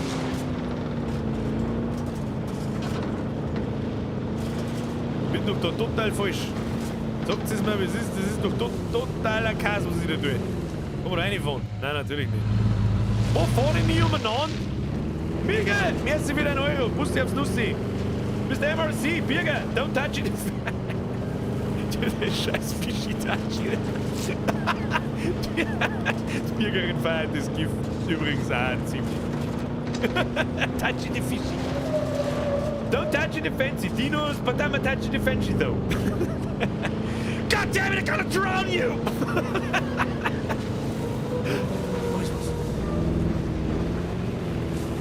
Da liegt der Dauder. Ist der Dauder oder schluft der? Ist der Dauder oder schluft der? Ich weiß nicht, müssen wir wieder rein, das schauen wir nicht so, müssen wir da her. Ziemlich checkert. Er sitzt einfach hier in Schluft da. Alter! Hust mir nicht von der Seite noch, was war denn das? Als hätte ein 80-Jähriger einen Hustenanfall. Guck mal, das ist meine, hä? Vielleicht soll ich den nicht so Fulligas Leberkäse, sondern mit 40. Da ist was. Was ist da? Saurier. Überfall! Sei schnell, aber nicht zu schnell! Du löst den Ballon aus! Bewegung, los! Owen, alles in Ordnung? Was ist los? Bin gerade beschäftigt. Sagen Sie mir, dass alles unter Kontrolle ist. Oh! Soll ich lügen? Ja, wenn es meine Nerven beruhigt. Miguel, das go! ertrage ich. Merci dir für den Euro. Miguel, nochmal. Prost alle miteinander. Hashtag Dinomania. Danke dir. Wir wären Redneck, Flasche der Redneck hat er noch wieder Wir gelesen. haben einen Was muss ich jetzt da? Jetzt muss ich wieder beim Schießen. wird das Tier aus der Luft zu betäuben. Versuchen? Wir brauchen einen Erfolg, Dr. Dua, ehe es Grady und die anderen Ich frisst. sehe schon. Der kriegt einfach ein paar in Hochstein. Sie glauben an das Team, nicht wahr? Wollen Sie das nicht lügen? Hotzen schon! Zweimal einen Popo. Sorge dafür, dass dieser Allosaurus im Gehege ist. Nimmt Owen, bei Allosaurus wie ist der eine Status? Statusprüfung. Wir sind nah dran. kriegen Wir haben die- fast alles unter Kontrolle, aber das Kriegen die Tier ist verletzt. Wir müssen sie zur Beobachtung und Behandlung in ein sicheres Gehege bringen. Ah, jetzt Ich kommen informiere verletzte Tiere, Dr. Dua. verstehe. Ja, ich? Mir geht's Transportiert, gut. bevor der Danke wieder der aufwacht. Nachfrage. Wo ist denn unser Gehege eigentlich? Gehege, wo? Da ist Gehege. Gehege, da pflanzt Anfrage man zur eine. Produktabholung erhalten. Dann machen wir auf 3. Und dann, das ist, also ganz ehrlich, der Übergang zwischen dem Vogelperspektive, wie das jetzt da gerade ausschaut, was eine eigentliche Aufbaustrategie immer ist, zu in den Hubschrauber und umeinander und fahren und so, das ist Und ganz was ist cool. mit den Es darf Pflanzenfressern? bloß nicht zu viel werden. Was ist Weil im mit Grunde ihnen? ist es immer das Gleiche. Sie können bleiben, Du solange sie sich fliegst von da hin, jeglicher schießt eine Menage und dann Zivilisation transportierst ihn hin. Sie Und überleben irgendwann auch hast du ohne da unser keinen Bock Eingreifen mehr. in der Wildnis, nicht wahr? Wenn Sie Zeit Glaube haben, ich, sich ja, anzupassen. jetzt ist es da ist noch lang hin, Dann, aber ja. irgendwann kommt der Ich Punkt, wo schätze, du denkst, daran da werden wir geht uns nicht alle schon wieder gewöhnen Ausbruch. müssen. Saurier Ich da mag draußen eigentlich in bloß freier ausbauen und Sind das aufbauen Ihre und Worte umbauen oder und die so der weiter. Regierung? Ich bin die Was ist Regierung. die Ziege? Wo? Ja, Alter, schau mal, die Gase, die ist total, die flippt total. Ich hab auf Geschwindigkeitsstufe 2 da. Scheiße, jetzt hat der da die Gase. Oder was? Was tut denn eigentlich unser Ranger-Team? Aufgabe hinzufügen. Posten zugewiesen. Einer. Wo ist gegangen? Ich hätte jetzt gern sehen, wie... Oder die jetzt packt und im Ganzen runtergeschluckt. Habe ich das richtig gesehen? Du brauchst jetzt bessere Zäune, Produktzustellung Birgit. bestätigt. Birgit, hast du schon mal gescheit übergerissen? Was hab ich? Wir Anden. Wie dein Oi.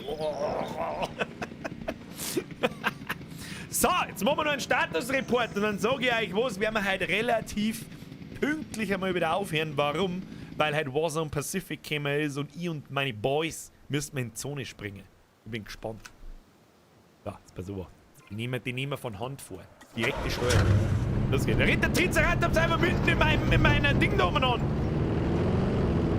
Es ist ganz cool gemacht. Du kannst sagen, was du machst. Pass auf, kann ich den... zum Allosaurus, da kannst du nicht einfach so reinfahren. Oder? Kann man einfach so reinfahren. Ich hab keine Ahnung, frisst uns der. Ich hab doch keine Ahnung. Mach mal Status hier.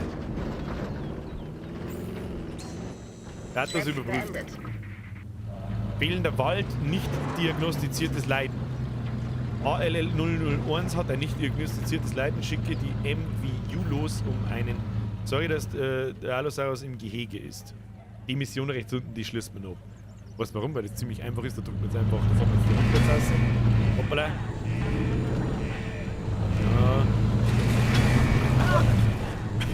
Haben wir jetzt leider über den Haufen gefahren. Dann schauen wir uns den Allosaurus noch schnell an. Man sieht sogar Wunden an dem dran. Das ist richtig, ja, das ist sehr schön detailverliebt. Ich mag das. Foto habe ich vergessen. Das machen wir noch zum Schluss. Ah, das ist ja nicht weit zum Fliegen. Jetzt pass auf. Haben wir das? Nein, da brauchen wir den noch. Ah, rausgehen. Nehmen wir den direkt sperren. Und los geht's. Wo ist der Alusepp? Da ist der Alusepp. Wo war Foto machen? F.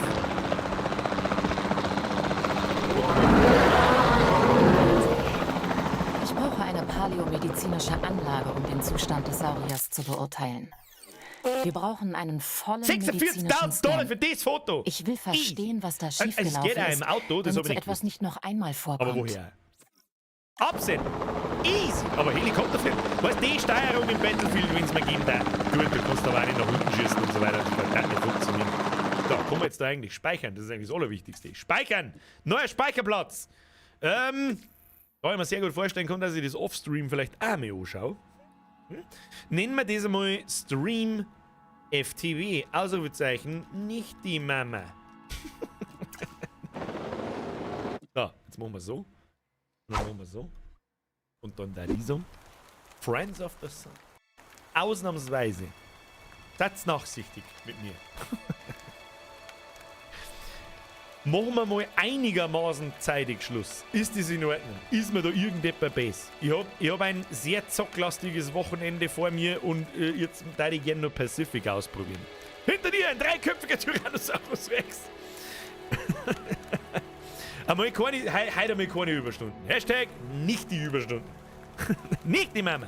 Stream mal Warzone. Das hätte man eigentlich heute auch machen können, weil heute fängt eben für Vanguard-Besitzer, und ich bin Vanguard-Besitzer, mit Sicherheit sehr viele von euch auch, haben heute schon Zugriff auf Pacific, und ich und die Boys haben wir momentan so die letzten 2-3 Wochen relativ viel Warzone gespielt und lustigerweise wieder Spaß drauf gehabt, nach einem halben Jahr Pause ungefähr. Mit bestimmte Spielmodi zumindest, Rebirth und so weiter, das hat ziemlich Laune gemacht, weil es nicht einfach über 4 Stunden warten muss, bis das nächste Spiel geht und dann wirst du vom ersten rasiert. Außerdem bin ich sehr gespannt, was die Anti-Cheat-Geschichte mit sich bringt. Ricochet, die wird jetzt auch seit heute oder spätestens morgen, das weiß ich nicht, aber ich glaube eigentlich seit heute, Server- und Client-seitig eingerichtet, und ich hoffe, dass diese Cheater-Scheiße so ein bisschen gefolgt von einem accountweiten Perma-Ban und Hardware-Ban, und ich weiß, man weiß, wie man das umgeht und so, aber der 0815 Kiddie-Volldeppen, Arschloch, Dreckshurensohn weiß halt nicht. Und wenn es von 10 Leuten plus 2 erwischt, bin ich schon froh. Schauen wir mal. Wenn euch das Spiel taugt hat, und ich sag's ganz ehrlich, mir hat's taugt, das sind genau meine Spiele.